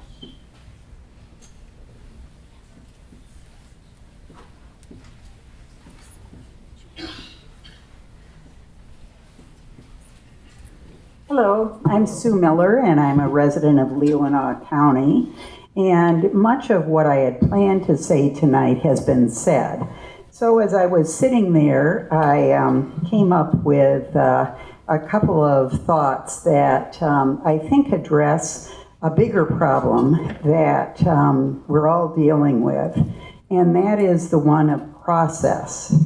Countless residents of Michigan have been involved in a process of citizen input over the past several years, trusting that our voices about this pipeline would be heard. We all felt we were part of a democratic process. That has been circumvented with the agreement that Governor Snyder has made with Enbridge. I'm here because of my concern about the safety of the pipeline. However, an issue of equal concern is the impact this has had on our democracy within our state and our feeling that we can trust our government. And that really is essential to a democracy. Thank you. Thank you.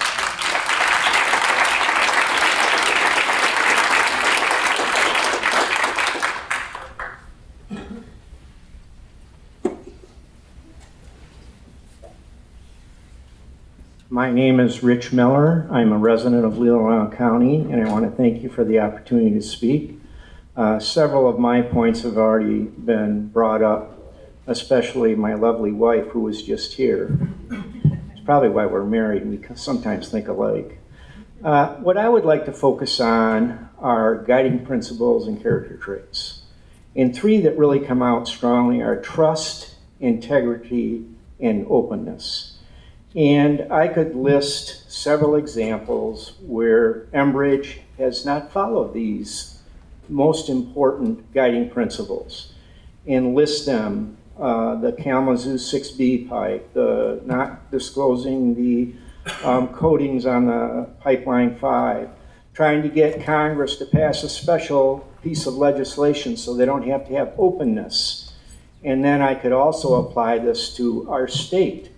Lack of trust, lack of integrity, lack of openness, and give example upon example with the risk committees and what has happened. So I just want to say, shut down pipeline number 5, Enbridge, and help bring back some trust, integrity, and openness to your company. The state of Michigan, shut down pipeline number 5 and help bring back trust, integrity, and openness to our state. Thank you. Thank you.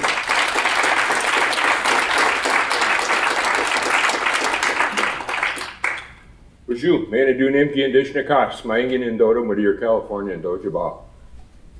My name's Todd Brewer. This is the third time I've come in front of you guys, and we've had this talk. This has been going on and on and on and on and on. Now we're coming into wintertime. The last time I told you, when I was standing in front of you, which was in Lansing, winter comes, there's no way to get ice out from, or oil out from underneath the ice. Now we're looking at putting a tunnel in. Okay? We put this tunnel in, which is still going to be a mistake. Pipeline ruptures, we're still going to get oil on the Great Lakes. I'm going to cut this kind of short because I've heard it and heard it and heard it and heard it. I know you guys are getting tired of hearing it.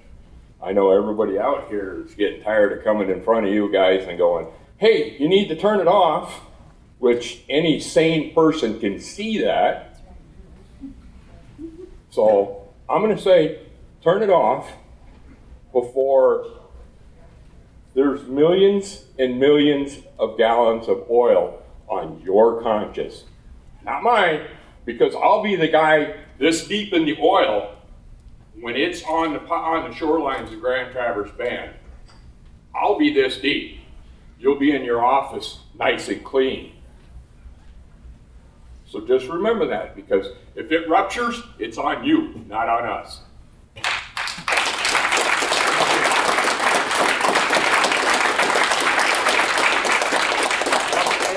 We have Heather Nipsky and Mark Wilson. Heather or Mark?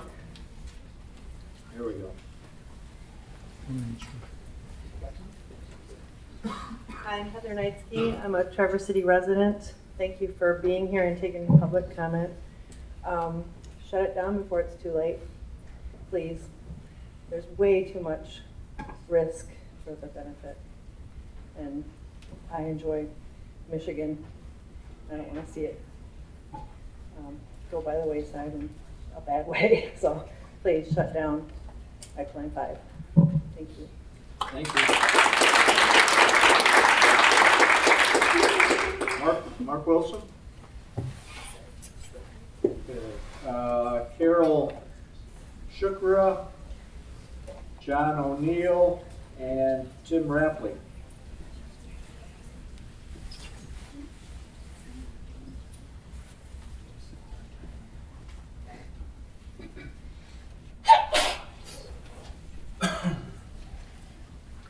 Good evening. My name's John O'Neill. Can everyone hear me? Yes.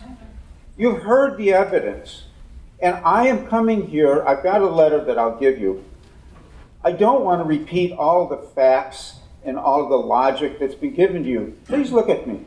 I don't want to repeat that. I want to emphasize several very important points. The scientific and the scientific and the engineering evidence is compelling. That is not a sustainable pipeline. Second, Enbridge has a history of spills, deception, and irresponsibility. Third, infrastructure locks us into that type of energy source. Petroleum is a 19th century energy source. It's a 19th century energy source. We do not want to be trapped into this antiquated, dangerous, and polluting energy source for another 64 years. Fourth, the process that has been happening is a threat to our democracy. It's a threat to our democracy and the integrity of our state. Now, I'm not here. There's a lot of people who are angry, and there's a good reason to be angry. I'm not here to excoriate you for anything that the governor has done or not. But I'm here to tell you that you have the opportunity now to act responsibly according to the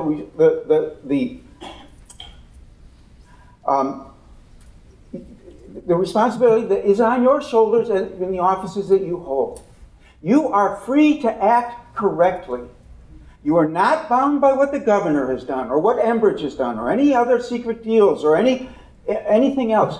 You have the freedom to act responsibly. You do not have the freedom to make a poor decision to protect your careers, but I can guarantee you, if you make the right decision, good things will happen to you. There is a room full of people here who will honor you making the right decision, even if it leads to your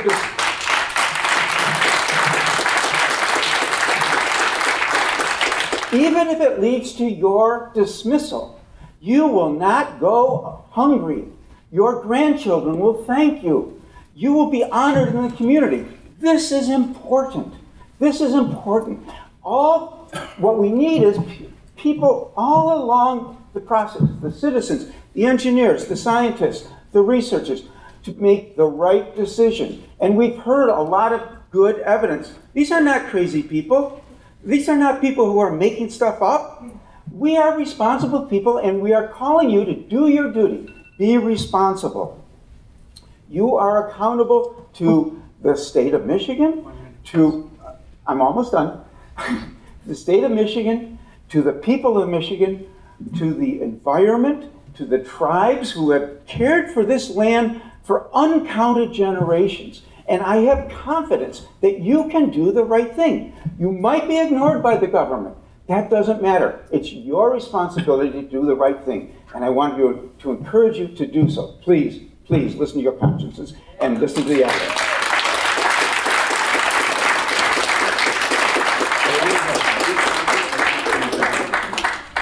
And please, there's a process by which you can let me know that you've received That's this. my big brother. My little sister. We spent many, many years enjoying and working by these lakes. Thank you all for being here. Thank you. Is Tim Rapley still here? Okay, if not, Ann Rogers? Carol Sheffra. Oh, Carol, sorry. Go ahead. Thank you.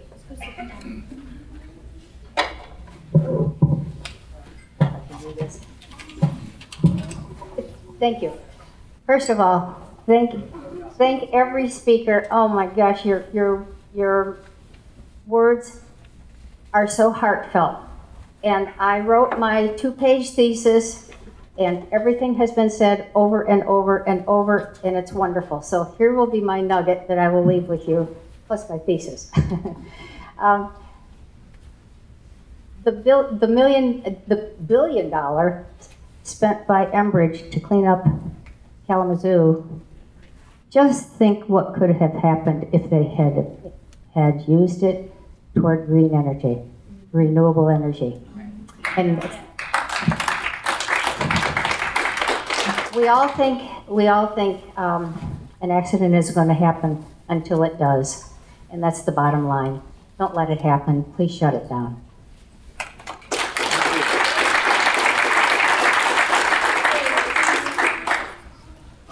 Ann Rogers, followed by Zeta Harris and Tim Offenhauser.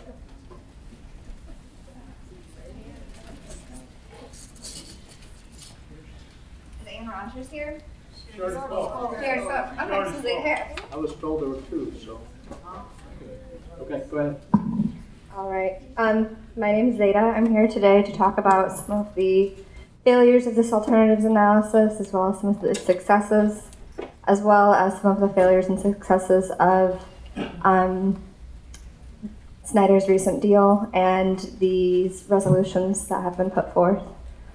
The alternatives analysis fails to account for the interests of Michigan citizens and Michigan businesses. The calculations of risk do not include income foregone for businesses who would get patronage because of loss of tourism. In this final draft, Dynamic Risk said that they ignored the comments about conflict of interest. But when the economic analyses are done in such a way that we're looking at Enbridge's risk and not Michigan's risk, it seems to be that they're working for their own party. When we're looking at what happened after the BP spill, we could expect to see negative impacts to our economy for years ongoing, and we could see negative impacts to our economy in areas beyond even where the oil reaches. In Michigan, over 200 people work in tourism. In the past year, a coalition of over 70 business leaders have joined a network called the Great Lakes Business Network, and they have repeatedly vocalized support for decommissioning the line. So there's this narrative, right, that decommissioning Line 5 is bad for business, but that's just not the case. So many business leaders that are from Michigan want the decommissioning of Line 5. So I ask you to seriously analyze that assumption that Enbridge is doing a great job of putting out there. The report also fails to, like I said, it fails to put Michigan first. I ask that instead of looking at how we can transport these 540,000 barrels of oil per day from Superior to Sarnia, that we look at Michigan's interests. How do we supply Detroit and Toledo refineries? How do we supply propane to the UP? How do we assure that those working in Michigan oil extraction continue to be employed? Thankfully, the report also succeeds at providing evidence that we don't need this pipeline and that we can accomplish those things without this pipeline. The costs of decommissioning the pipeline, the costs to both gasoline and propane in the UP are within usual market fluxes. And most of that's not even from having more expensive modes of transport, it's just because of the tariffs. The report also shows that only 30% of the oil from both Line 5 and Line 78 stays in the Midwest. That's my 1 minute. And it just plainly states that the majority of Line 5's oil is delivered to Sarnia, and that Michigan's receipts for refined petroleum products coming back to Michigan from Sarnia are just negligible. Work from Gary Street shows that only 5 to 10% of the oil stays in Michigan. This report shows that a lot of what we would lose from decommissioning Line 5 can be made up from the Mid-Valley Pipeline bringing in more resources. So I ask you to look at this and to realize that we can decommission Line 5. It's not that this is about all oil. It's not that it's about all pipelines. It's about this one various dangerous pipeline. Recent events have illustrated that Enbridge is not a trustworthy company, and so for Snyder to go and make this deal in which Enbridge is responsible for generating this report, it just doesn't make any sense. Beyond that, it makes even less sense that we're generating a report about a tunnel for which we don't even know that we need. It's an extreme measure to go through without reporting on the necessity of this oil for Michigan. So I commend the members of the Pipeline Safety Advisory Board that put forth the resolutions on Monday. I urge you to promote the adoption of these measures. I hope that we can protect the Great Lakes, and I hope that you'll make the right move and recommend the decommissioning of Line 5.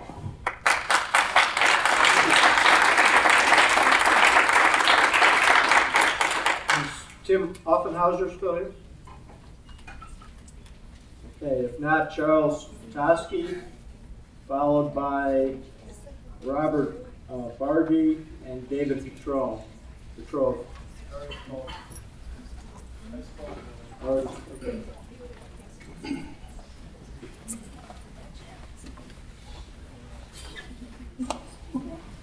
Good evening, I'm Jim Petoskey, Charles Petoskey. I'm a citizen of the 1836 Treaty Ceded Territory, also known as the Grand Traverse Band of Ottawa and Chippewa Indians, which the government has failed to consult with us concerning these pipelines and what needs to be done. But I want to share you a little bit of my story. In 1976, I graduated from Marine Corps boot camp and served in the U.S. Marines for 9 years. I was stationed at Camp Lejeune, North Carolina for a period of 8 years. Those of us stationed there were unknowingly contaminated with industrial solvents, benzenes, and other chemicals in the water in which we drank and bathed. This was discovered in 1987 and nobody received any Veterans Administration benefits or medical care until 2012. I was also sent to Fort McClellan, Alabama for 4 months of training, wherein I was unknowingly exposed to an array of toxic chemicals through air, soil, and water. Chemicals such as mustard gas, nerve agents, PCBs, Agent Orange, cobalt, cesium, uranium, and plutonium. It was in the water that we drank and bathed.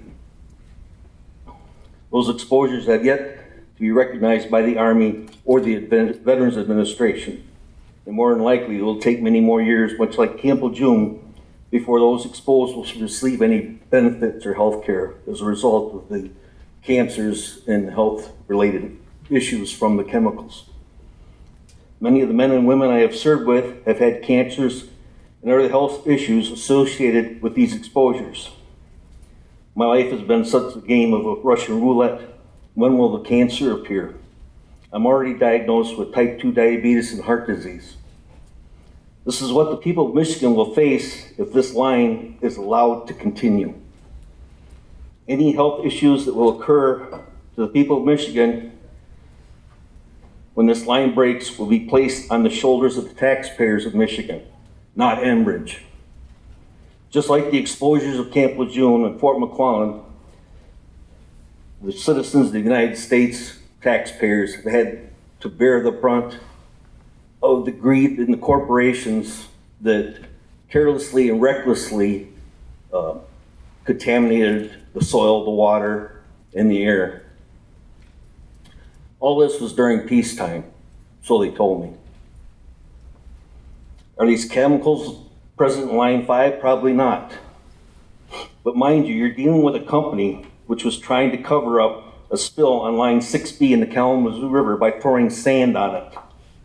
The Enbridge Corporation, a Canadian company, assures us Line 5, built in 1953, has a history of leaks in the Upper Peninsula, is in great condition. Yet it is being revealed that there are several issues with the sports and the holidays they failed to mention. Deliberately, no doubt, in violation of the state's contract with them. And as we see, these meetings with the public have turned out to be no more than window dressing with the state of Michigan in collusion with Enbridge. In spite of their exposed lies, Enbridge has been given the opportunity to provide alternatives, none of which include the shutdown and decommissioning. Governor Snyder, before all the reports are in, before everyone's voices are heard, has given the wink and nod to Enbridge. As we speak in Minnesota, Enbridge's Line 3, built in 1960, is too old and needs to be replaced. This is in direct conflict with the wishes of the people of the state of Minnesota. This is also an outright lie that needs to be addressed as to why a line built in 1960 which is older and in need of repair, but a line built in 1953 is in perfectly good shape. Enbridge is not getting their lies straight. This is their own reports. What they tell us here in Michigan and what they tell the people in Minnesota, two different stories. The tribes of Michigan own and operate casinos to which the state of Michigan fought against because they didn't want gambling in the state of Michigan. Conversely, they're willing to gamble on contamination of our waters, fisheries, environment. Doesn't make sense. I took an oath when I served in the Marine Corps, when I served as a law enforcement officer. And it was to serve and protect this country against enemies, foreign and domestic. In December of last year, I served at Standing Rock. 4,000 veterans amassed from everywhere, from Korea, Vietnam, Iraq, and Afghanistan. We all came to one conclusion. The terrorists aren't there. They're here in this country, masqueraded as politicians, as business people, as big bankers. Shut down Line 5.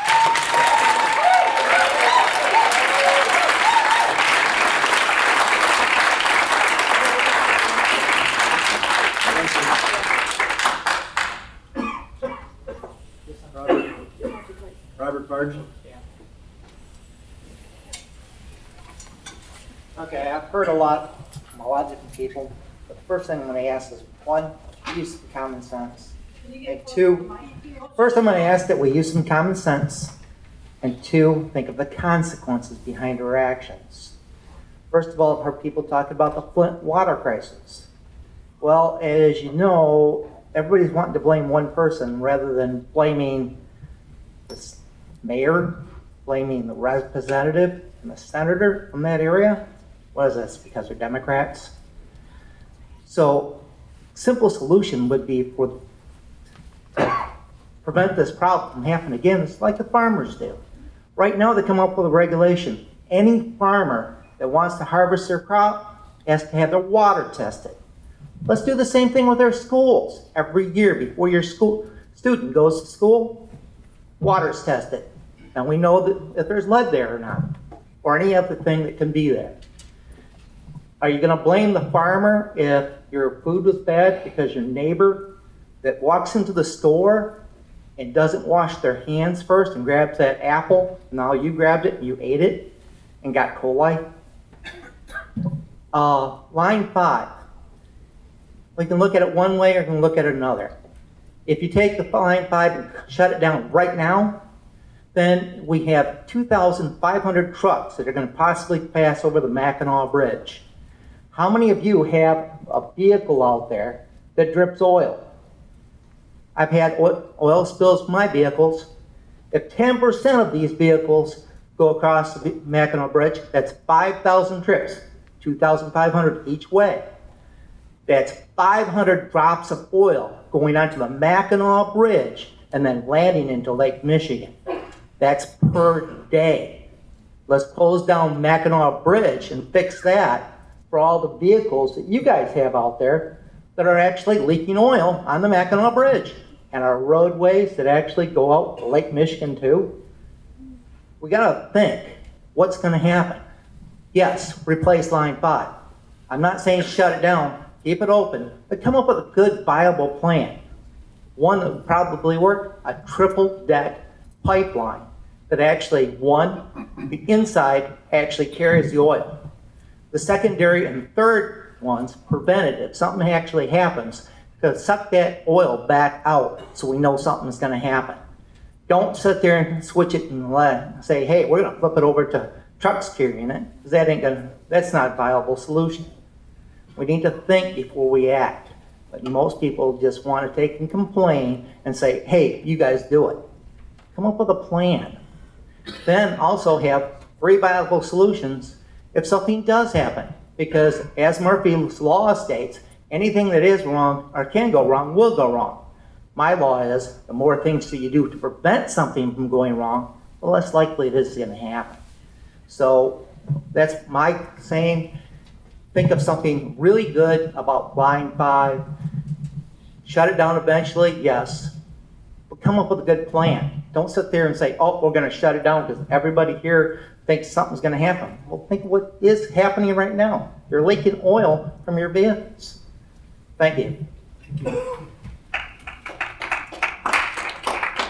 Up next, we have Ellis Bowl, followed by Kate Easley.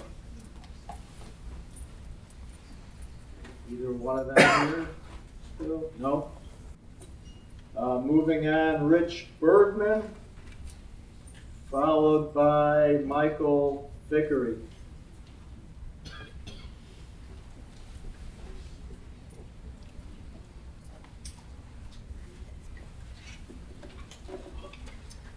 Good evening, Rich Bergman from Charlevoix, Michigan. Thank you for hearing us out tonight. A lot of great things have been said. I'll cut my comments on not repeating anything, but several points that I don't think have been addressed completely. One on alternate water sources for the Michigan communities that get their drinking water directly from Lake Michigan and Lake Huron.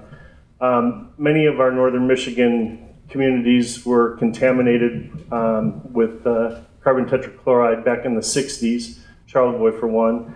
The DEQ did an alternative study and put a pump in to draw water from Lake Michigan. Our draw is a half mile offshore, right in the path of the oil spill modeling that University of Michigan put out. So we do not have an alternative source. Neither do towns like Sheboygan, Alpena, Mackinac City, Mackinac Island, and Grand Traverse Bay. So I don't think we really understand the consequences that would happen if our freshwater drinking sources were contaminated. Second, the periods of time that it takes to recover these systems is months. And this has happened to other towns impacted by Enbridge up in Canada. In Saskatchewan, there's multiple cities that have been impacted by oil leaks they weren't prepared for, and no alternative water sources. And those towns were virtually shut down for months at a time. I do own property in Florida, and I can tell you I'm 600 miles from where the BP oil spill took place, and they said it would never reach us. And within 2 years, we have oil on the bottom of the Gulf of Mexico, and treating oil slicks is a lot easier in saltwater than it is in freshwater. With the temperatures differences we have, the 3 layers of oil separation we have a very important issue with trying to clean up any remediation, let alone the low percentage of it. And last on that point is the fact that Enbridge's remediation and emergency management plan is almost completely redacted. You cannot read anything of who their vendors are, who they would secure to help clean up. The closest vendor identified is in Bay City, Michigan. Just the response time to get equipment to the Straits area would be just totally inadequate for any type of spill management, let alone the fact that impossible, as has been said earlier tonight, for any oil recovery in the winter months when we have up to 4 feet of ice up there. So I would like to make sure that with some of the resolutions that were passed on the water, on the shutoff during the bad weather, the high winds, I think we also need to advocate it during the winter months and make sure that that takes place. Thanks for the time. Thank you.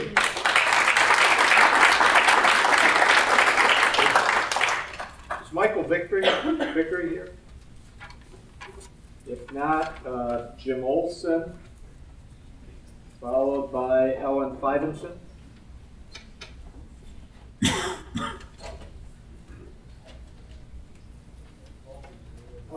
My name is Jim Olson. I'm president of Flow for Love of Water, and thanks for being here this evening. I want to just zero in on each of your responsibility. After all, this is about the Alternative Studies Report, and each of your agencies has something to do with that, as you know.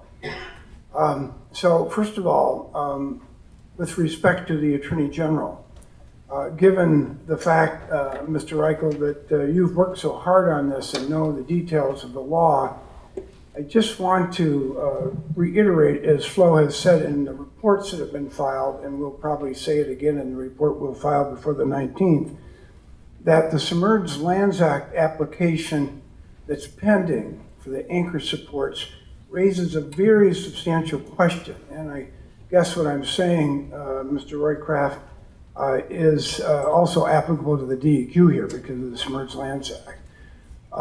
Specifically, the Act requires agreements, occupancy, and permits for structures and improvements on the bottomlands of the Great Lakes.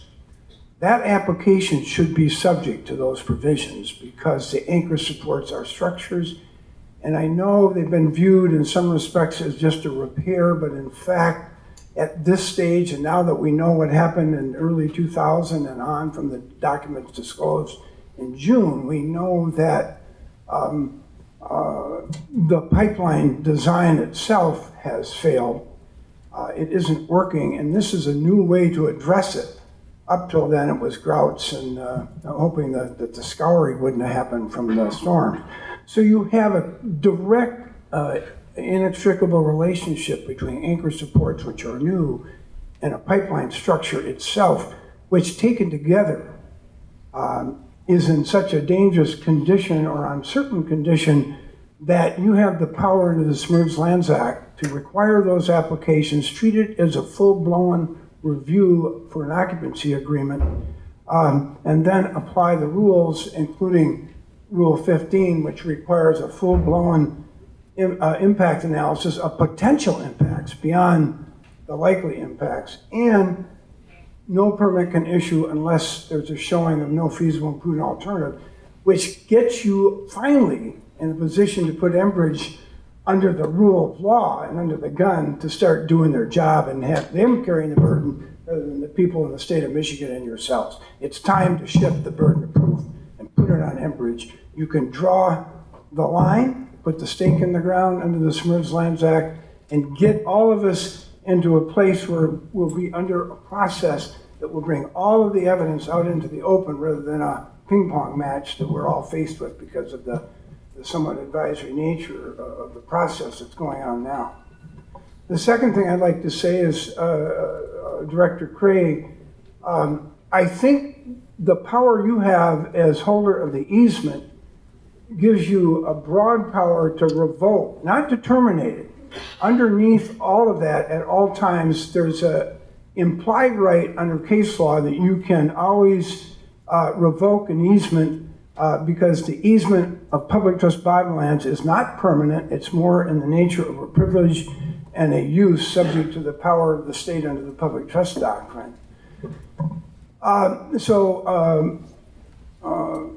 Director Broder, since you have control of the Michigan Public Service Commission, or at least have oversight of that, as That's what it says on the description of the agency, but I know they stand alone under the law and the Constitution. But if you can influence them, so far the state of Michigan has allowed Enbridge to piecemeal both Line 6B's replacement with the 800,000 barrels, and the DEQ and the Public Service Commission allowed the anti-injection devices to increase the volume from 300 to 540,000 barrels in Line 5, again piecemealing it without an impact and alternative analysis looking at the alternatives.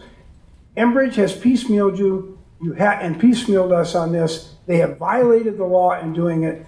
The decisions of the Public Service Commission have violated the law because Enbridge didn't do it, and the Submerged Lands Act increase in volumes have violated the law because they didn't do it. The alternative has to be corrected. Right now, it's a violation of the law. And I'll end by just zeroing in on what I think is the real crux of the problem with the alternative study.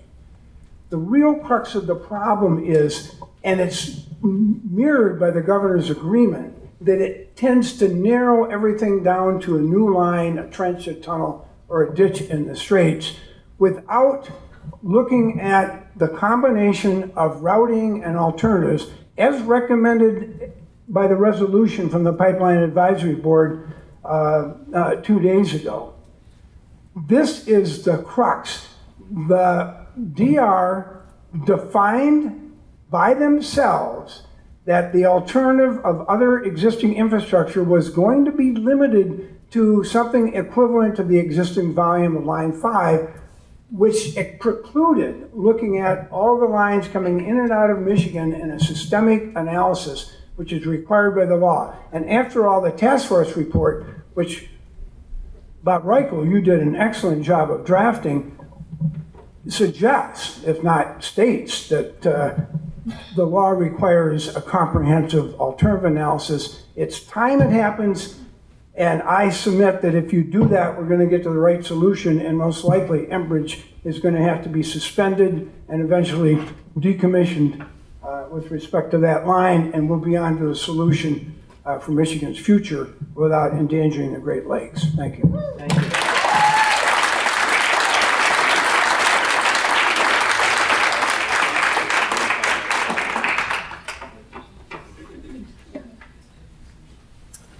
I'm Ellen Vivenson. I've been a Michigander all my life. I've been in Traverse City 50 years.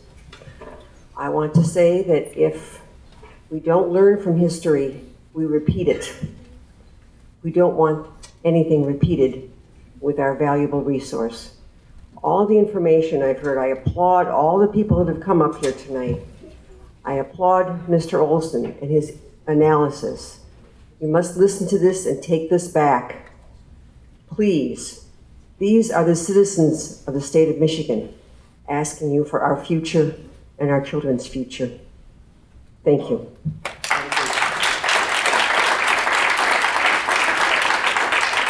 Up next, Thad Shumway, followed by Holly Tieberg.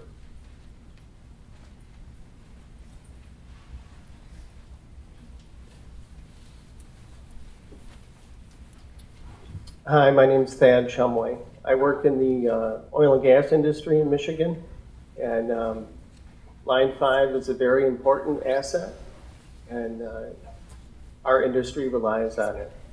The analysis report done by Dynamic showed that the Straits pipeline was safe, and we were disappointed with the resolutions on Monday because there's nothing in that report that supports temporarily shutting this line in. The line itself is safe. Our view of the agreement between the state and Enbridge is good stewardship on the state's part to make sure Enbridge is doing the right things.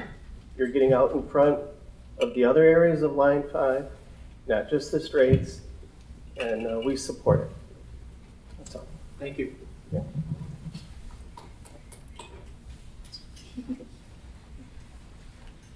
Up next after Holly, Kathy Brown and Todd Spencer. Ani Shaskawasakway Nindishnakas, Nimki Nindoram, Traverse City Nindonjaba, San Felipe Pueblo Nindonjaba. Good evening. I appreciate all of you here today. I've grown up in Michigan all my life, but I am a Pueblo woman. And the reason why that's important is because I want to share something with you. I've spoken to you before, probably on several occasions, and I'm an attorney by trade. I'm a tribal judge. I work with the Water Protectors Legal Collective in Standing Rock, and I'm also part of the executive director for Michigan Water Protectors Legal Task Force. I have a lot of concerns about this pipeline because I see a storm coming. And I don't say that lightly because I've seen war already. Not in this state, but it's coming. I'm concerned for our citizens, and I'm concerned for our water for several reasons. One is because where I'm from, many of you might not know, but our clans and our family groups are named after water. Seems kind of funny since we live in the desert and we live on mesas.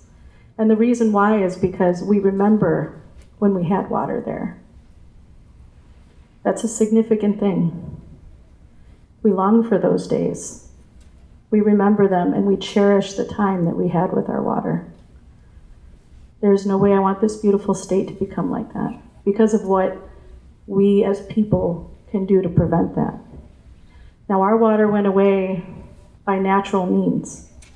And we remember when it was salt water too. It's been a long time.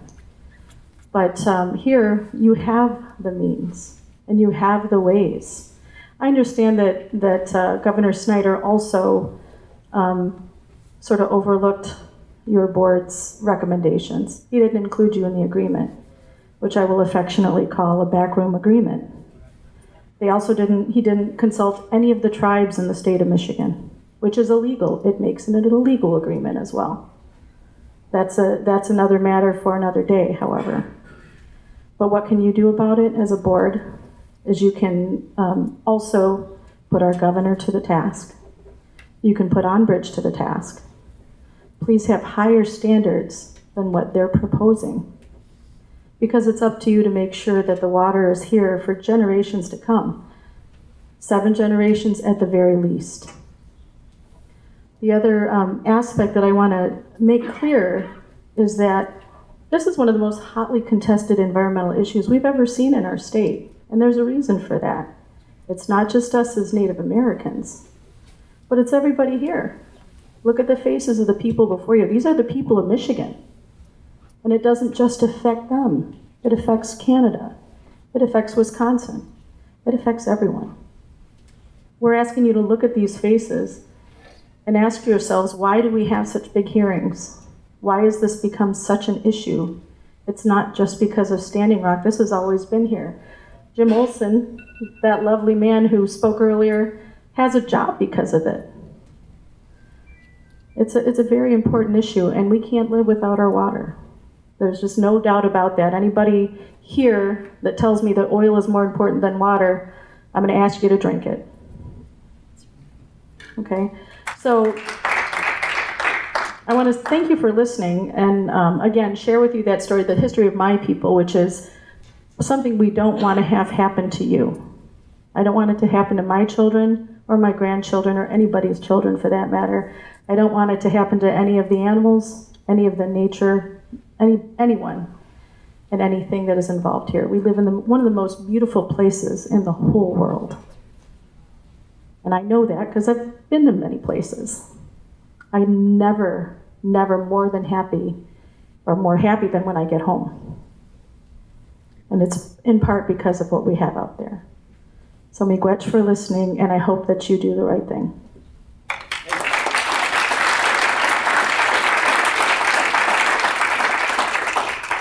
Kathy Brown.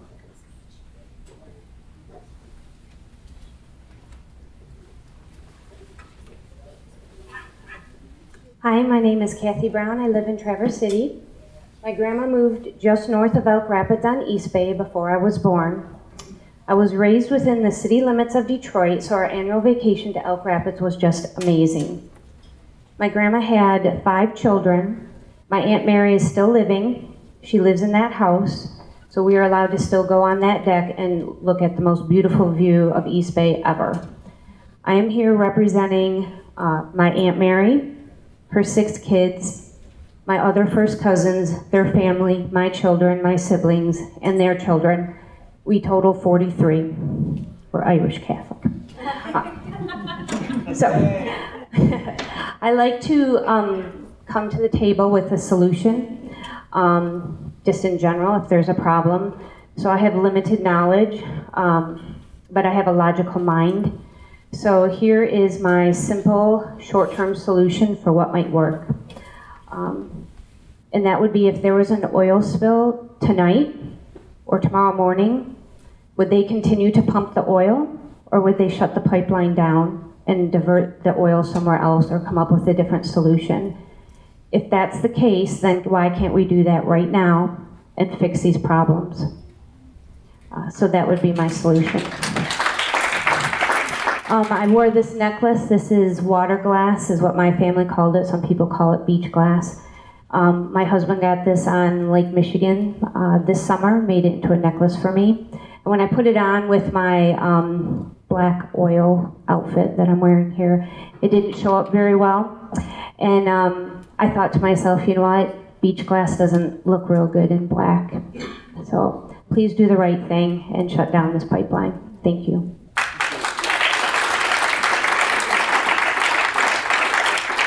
Todd Spencer. And up next, Fern Spence, I think, if I pronounced that wrong. Apologize. And Desmond Berry. My name is Todd Spencer. I live here in Traverse City. The water that comes into our home for our family is from the Great Lakes, and we vacation on Lake Huron, just south of the Straits. And I'm not here to address you as a technical expert, but to talk just briefly about common sense, and to ask you to imagine a Lake Huron, the Straits of Mackinac tonight with no pipeline running through it. And the security to our state, to our economy, to our way of life that would be ensured by not having it there. And then also, with it not there, is anyone going to go without oil or the natural gas that they need? Would the homes in the UP go cold? No, and it's ridiculous to make that argument. So, in summary, I guess, just please shut it down. We can have that reality. The cost of an accident, an inevitable accident, is too high, and for what? You know, we risk a freshwater contamination of unimaginable proportions for the convenience of a Canadian oil company. So, just about common sense. Please shut it down, or we will have to work to elect someone who will. Thank you for all you've done on this issue. Thank you. Thank you.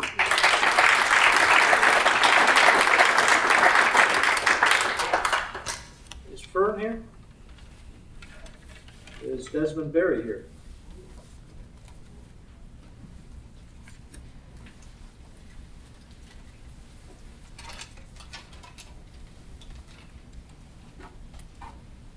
Honey, hello again. Just seen you guys Monday. Nice to see you again. My name is Desmond Berry. I am the Director of Natural Resources for the Grand Traverse Band of Ottawa and Chippewa Indians. On August 1st, Michigan's 12 federally recognized tribes submitted to the state their initial joint comments on dynamic risks June 27, 2017 draft report.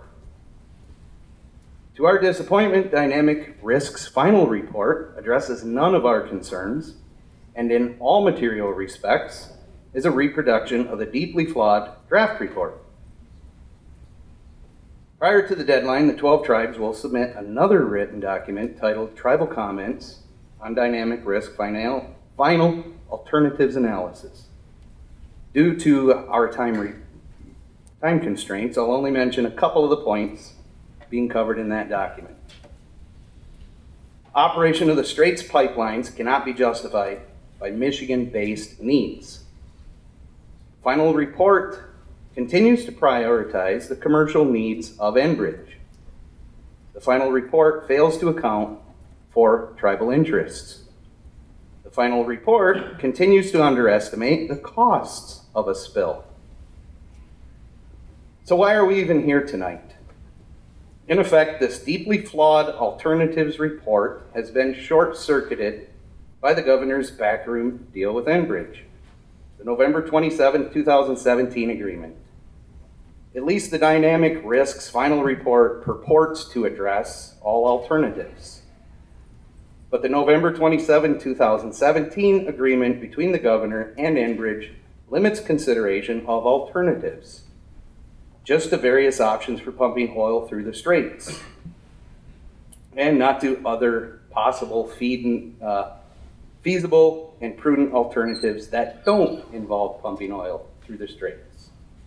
Thus, the state's current position violates Michigan's law because the governor's agreement fails to require Enbridge to prove that there is no feasible, prudent alternative to the continued pumping of oil through the Straits, as required by the Michigan Environmental Protection Act. Grand Traverse Band of Ottawa and Chippewa Indians protests the governor's November 27, 2017 agreement with Enbridge because it doesn't take into consideration these basic facts. Great Lakes fishing rights were reserved in the 1836 treaty. Michigan achieved statehood in 1837, subject to these treaty fishing rights.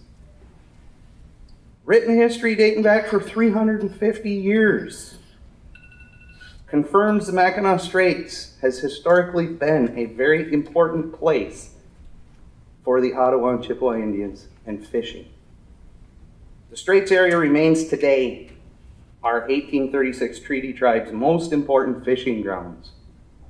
Line 5 poses an unacceptable risk of harm to our treaty reserved resources.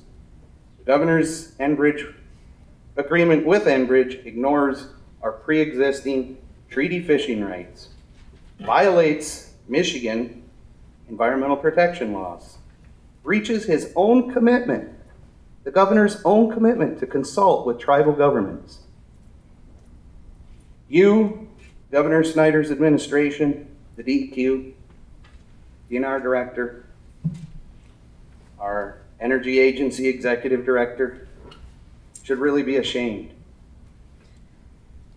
Not only are you breaching your duty to the tribes, you're violating the public trust doctrine to the detriment of all Michigan citizens by prioritizing economic interests of Enbridge over preserving the pure Michigan waters of the Straits.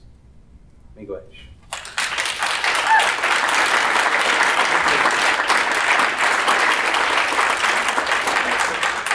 Okay, up next, Marion Kromkowski, followed by Lee Sprague and Shannon Abbott.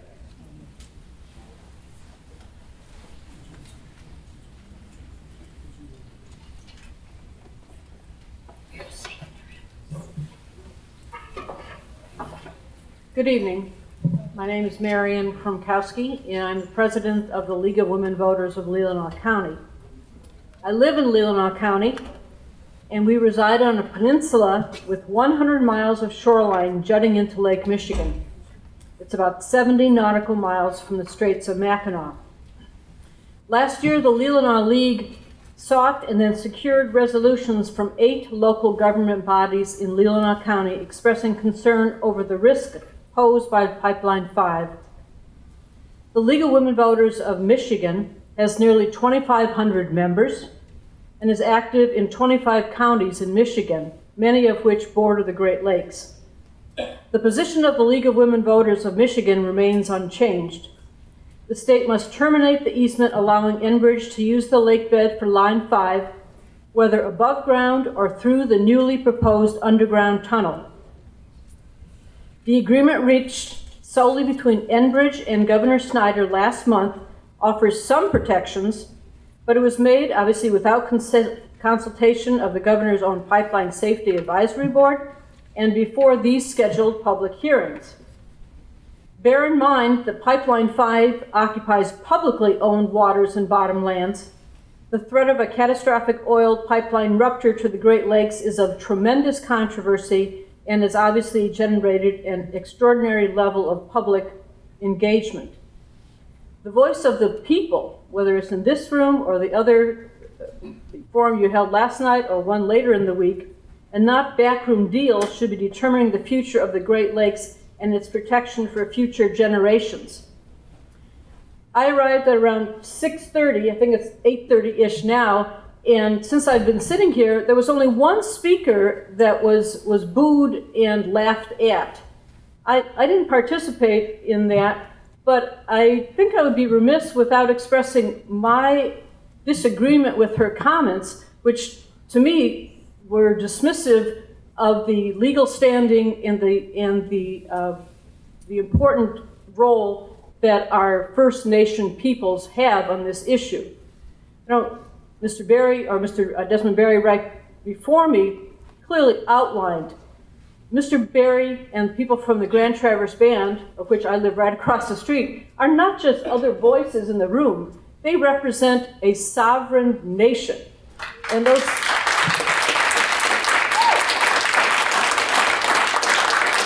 And I think it would behoove all of us to listen more carefully to our Native brothers and sisters, our First People, who have put their bodies on the line, not only here in Michigan, in Wisconsin, in Minnesota, and at Standing Rock.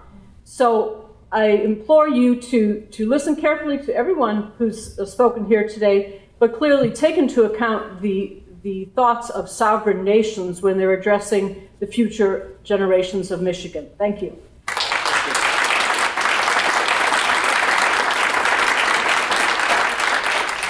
Is Lee Sprague here?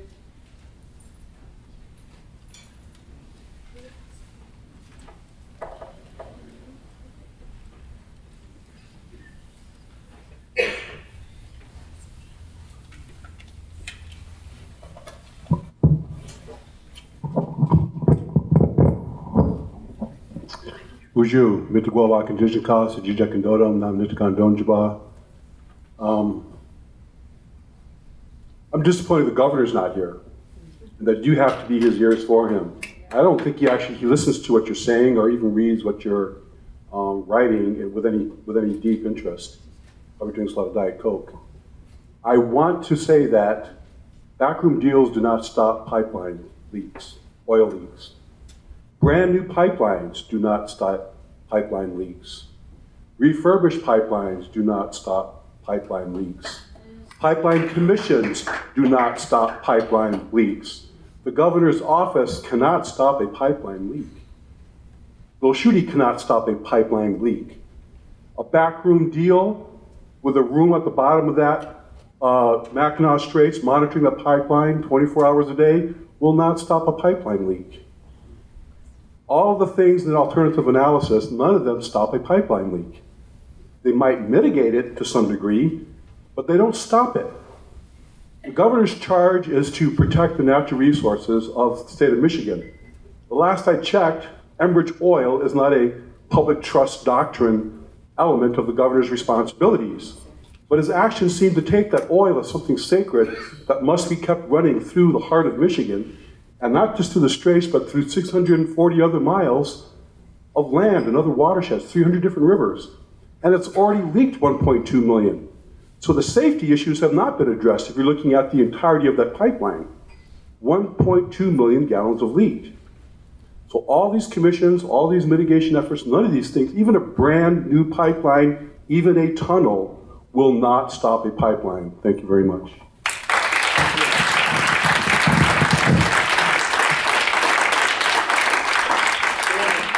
Abbott.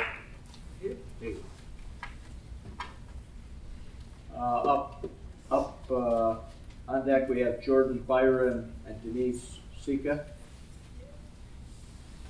Hi everyone, Shannon Abbott here from Grand Rapids, Michigan. I drove about 4 hours to get here in the terrible weather today, but that risk was well worth it because I feel more at risk by this pipeline than anything else, than by driving on the roads with semi-trucks going 15 miles an hour on the highway during horrible weather conditions. I can't imagine what it would be like if the pipeline were to have some sort of spill or some sort of catastrophe today and people had to get to wherever the oil was to try to mitigate whatever was coming out of it. I can't imagine what they would have to go through on the water or on land to help do that.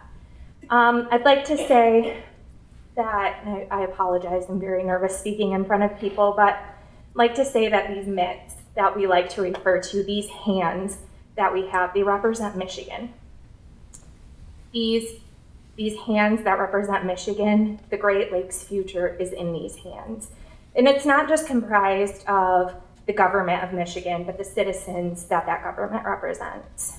The Michigan Constitution states, and I quote, "Conservation and development of the natural resources of the state are hereby declared to be of paramount public concern in the interest of health, safety, and general welfare of the people. The legislator shall provide for the protection of air, water, and other natural resources of the state from pollution, impairment, and destruction." It's the duty via our Constitution to protect us from Line 5 and its many risks and dangers. I'm not a test rat. None of the people in this state should be treated that way either. But that's exactly how we're being treated. From Plainfield, Michigan, where Wolverine has toxically poisoned people with their waste, to Flint in the lead crisis, and even in Detroit, they're fighting tons of battles there. And back to the Straits, we are treated as living test subjects, pushing industry to its limits without real regard for the risks. The line not only currently violates easements, but never met them in full since it was put in, before the Mackinac Bridge was even put in. The line currently violates indigenous treaty rights and was legally put in when the tribes were not consulted from the beginning. There are so many issues with this line, from construction to need to overall trust with the company. Canada says that this line is imperative to their infrastructure, but they refuse to actually take the risk on their land.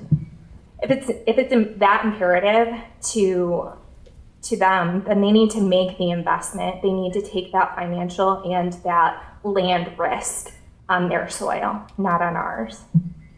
Wars are fought over water and have been for centuries.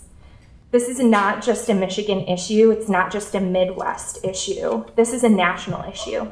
We all know that when Michigan has gone through hard times and the economy collapses, the entire nation and the world follow that. Our agriculture, our manufacturing, our tourism, our health, our earth, and more are all at risk. I'm going to look at the camera real quick here, and I'm going to talk to Governor Snyder and say that you should be ashamed of yourself. You should be absolutely ashamed, because you have failed us as a governor. You have failed your citizens. But I do want to say one thing, is that you can still make it right. You can still do something to leave on a high note and actually protect the people of this state. And I also want to talk to AG Schuette for a second here. You want to be governor of our state, but you refuse to actually take the steps that you have the legal authority to do in shutting down this pipeline. And I'm going to tell you that you never had my vote, and you definitely won't have it, because you're not standing up for us. And I'm wondering how many other votes you might lose because of that. I want to say thank you for the recommended amendments to the backdoor deal that happened this week. I am super happy that those recommendations are being put forward. I am disappointed that more people didn't vote yes on that, including the people from the state and our chairwoman, who said that had the people from the state actually voted, that it would have been a no. That is so offensive to me, that it wasn't even a question. And I'm glad that they reserved their vote and they didn't actually vote no, because it put it forth. But the fact is the state is already against us, and that's exactly how we view it right now. And that's why everybody has so much passion and so much anger and so much zeal against everything that's happening right now. And that's why more people aren't showing up, to be quite honest, because they feel like their voices aren't even being heard. I'm terrified that we're still allegedly about 9 months to a year away from the decision, pending more studies to prove what we already know, that this pipeline is dangerous. And I just want to leave with a quote here. From the alternatives analysis, quote unquote, additionally, the incremental feedstock costs of the refineries may translate into a higher refined product cost for gasoline and distillates of 2.13 cents per gallon throughout the state of Michigan. My common sense makes me put in my 2 cents, but will everybody else? Yes.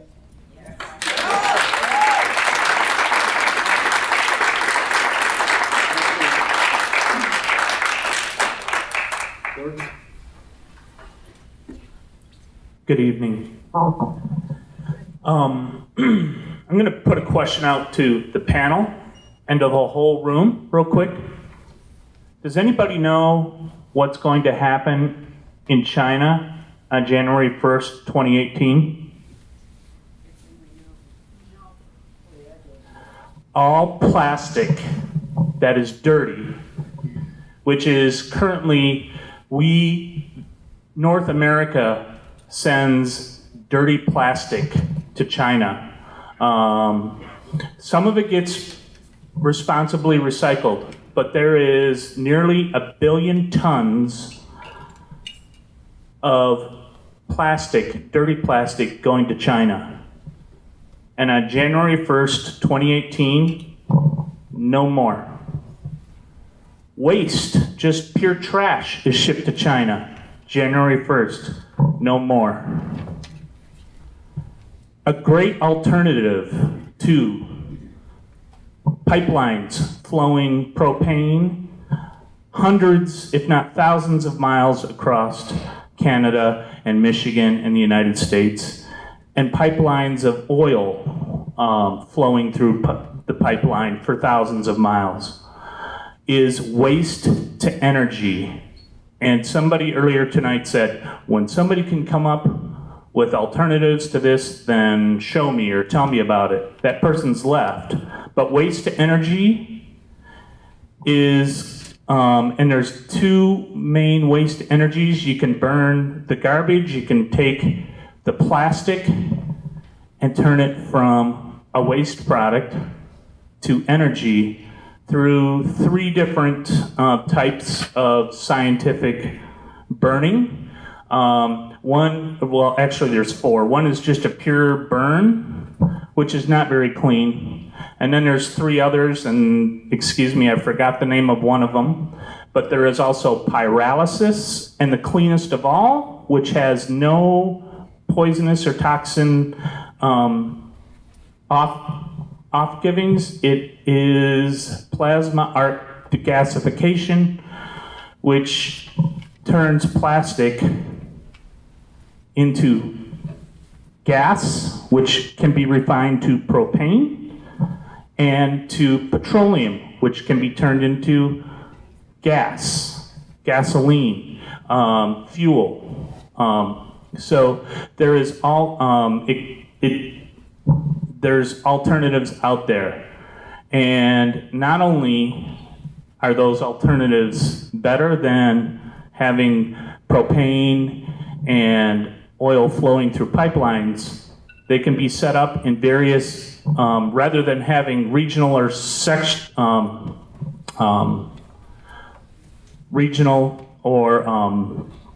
centrally located spots.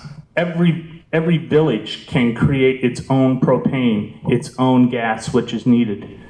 It will also create jobs. So even if you shut down Line 5, having that here in Michigan, there would be more jobs. So the economy grows, the environment stays safe, and on January 1st, there's going to be a huge backup of waste in the United States of America and in Canada. And nobody's doing anything about it except us at Bay Area Recycling, Michigan Tech University, University of Michigan, the University of Cal Berkeley, and Caltech. And they are all developing and working together to develop waste to energy, which is already going on in Japan and has been for centuries, or not centuries, decades, because they have nowhere to put their waste, so they turned it into energy. So I implore all of us to start looking at alternative sources like that. And if we're gonna have a glutton of plastic and trash, let's put it to use. And lastly, that backroom deal is reprehensible, sickening, disgusting. And if that deal goes through, we should impeach if he's still in office. And we should also seek the resignation of Attorney General Schuette. Thank you.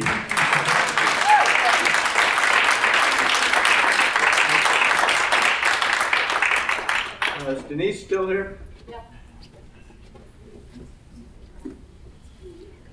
Up next, we have William Taylor and Jamie Flock.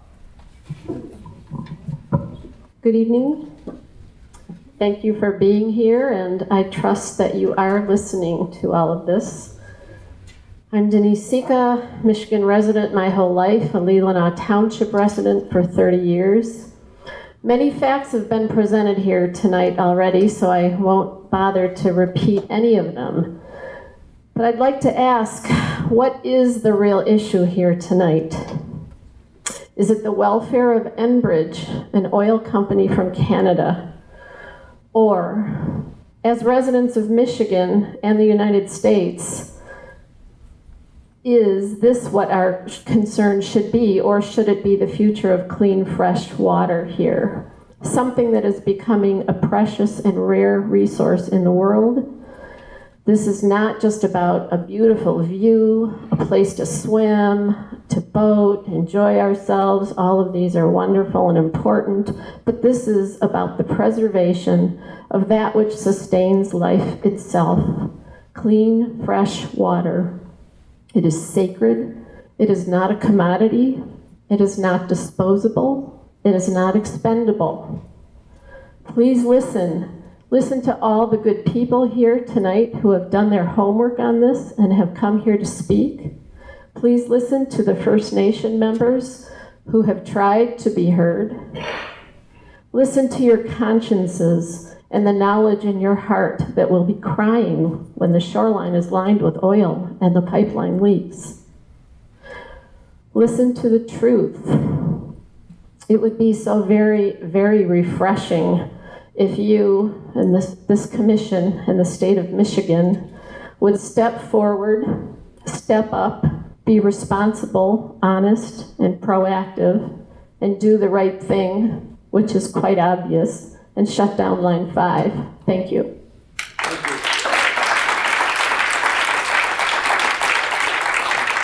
William Taylor.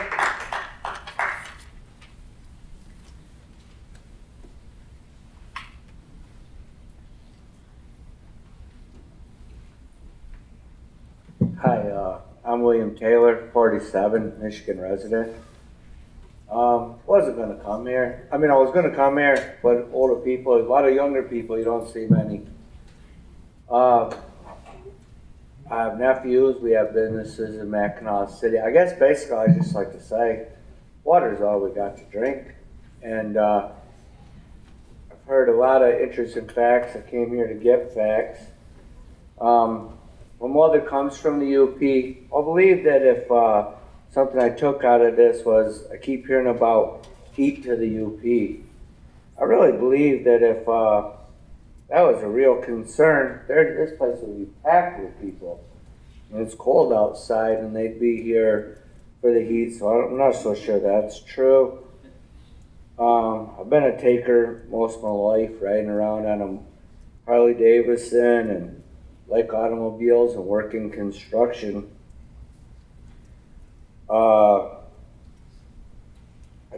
It goes back to water. I sail these waters. My nephews are raised here. My father worked hard so we could buy a place on the water to give me a place, took me out of the city to show me, and I grew up with the waters. I came here mostly just for young people, and but I know one thing, I've drank a lot of water since I've been sitting here. And I keep thinking, what else would we drink? And can't come up with nothing, and just working. Like I say, I've traveled all over this country working construction and doing everything, but we got a lot of, I mean, I'm not an educated person, but we have a load of water. I've built a business in this state and around the country, and I work, just kind of boils down to water. I'm sure you have grandkids, children, and I've chose never to have any children because I'm a taker, but I just didn't never see how things were going good through my life growing up, and now it's even gotten worse. And I see all these people and young people that I work with go to this meeting, and it's kind of disheartening to see that this is really what we're talking about. People, thank you for coming here and hoping we'll have it. I hope we don't have any more meetings. I really wish you guys just came here to say, hey, we're gonna shut it down. Somebody said an interesting fact. If it started leaking, I'm sure there's a backup plan. That was pretty interesting to me. I mean, I know when we do business, and there's always a backup plan if something goes wrong. And so I'm sure millions and millions, I probably can't even imagine how much money is spent on these things, but I bet you if something happened, there's a backup plan to how we can keep making profits with this. But I'm not sure there's such a backup plan for water. I forget how much, I mean, this is a lot of water in the state of Michigan. And the facts, I'm sure you guys have heard it. I hear it all the time, but I don't pay attention so much. So with that, but it's really all we got. So thank you, and hope it didn't bore you.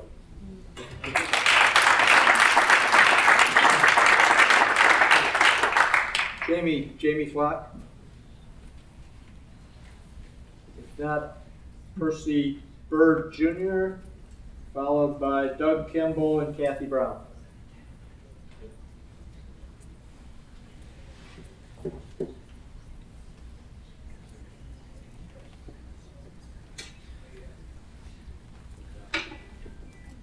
Go.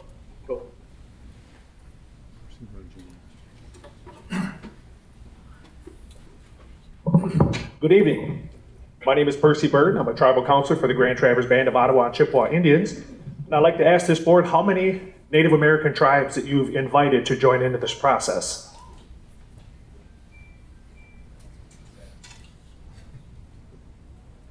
I'm going to take that's a 0.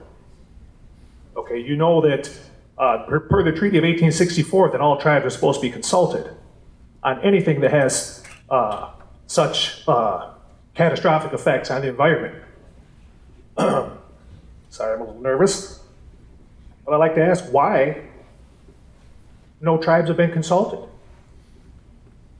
This is per one of the earliest treaties in this state, long before any other treaty was signed or contract. Okay, so, I'm dying here. Good thing I'm a big mouth, so I don't need one. So, you know that you're violating the Treaty of 1864 by not inviting any tribes to sit down with you and join in this process. Do you not? I'm going to take that as a no as well. Okay. I'd like you to know that the tribes of Michigan, the 12 tribes of Michigan, the Cora tribes, which stands for the Chippewa-Ottawa Resource Authority, we have whole teams of biologists, not native biologists, white biologists that went to the good schools that you guys went to. They know what they're talking about. Not just the Grand Traverse Band. Every tribe in this state has an entire biologist department that would love to sit down with you and come up with solutions to end this nightmare, okay? The tribes that, look, I'm a tribal councilor. I'm forced to beg for 3 minutes of your time. And per my treaty, I shouldn't have to do this. Okay? There are many things I want to say. I want to keep it short. I know a lot of people have good things to say.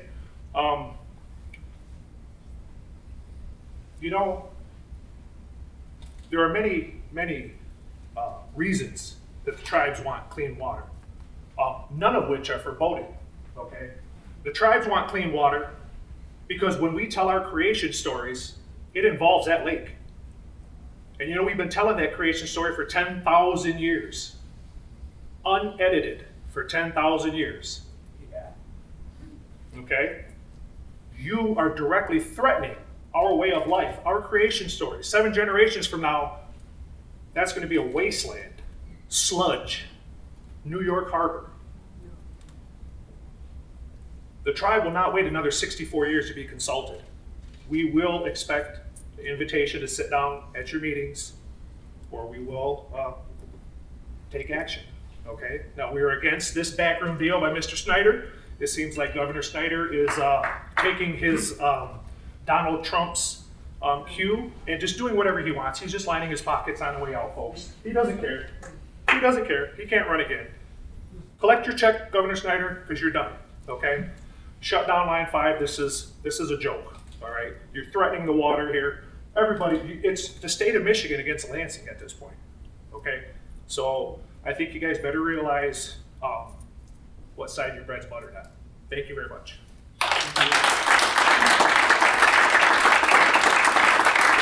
So we've got about 5 minutes before we have to clear the room. Luckily, we got 2 speakers left, so we won't be able to stay around for too much wrap up. So just be cognizant of that. So Doug Kimball and Kathy Brown, are they still there?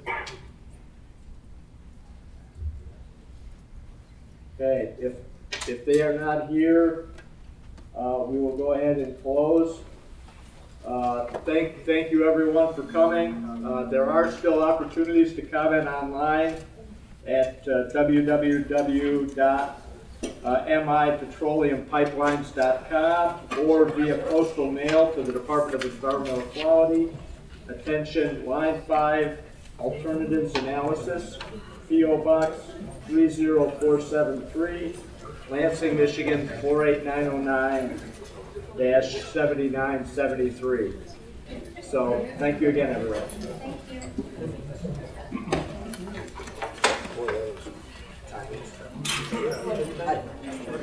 Thank you.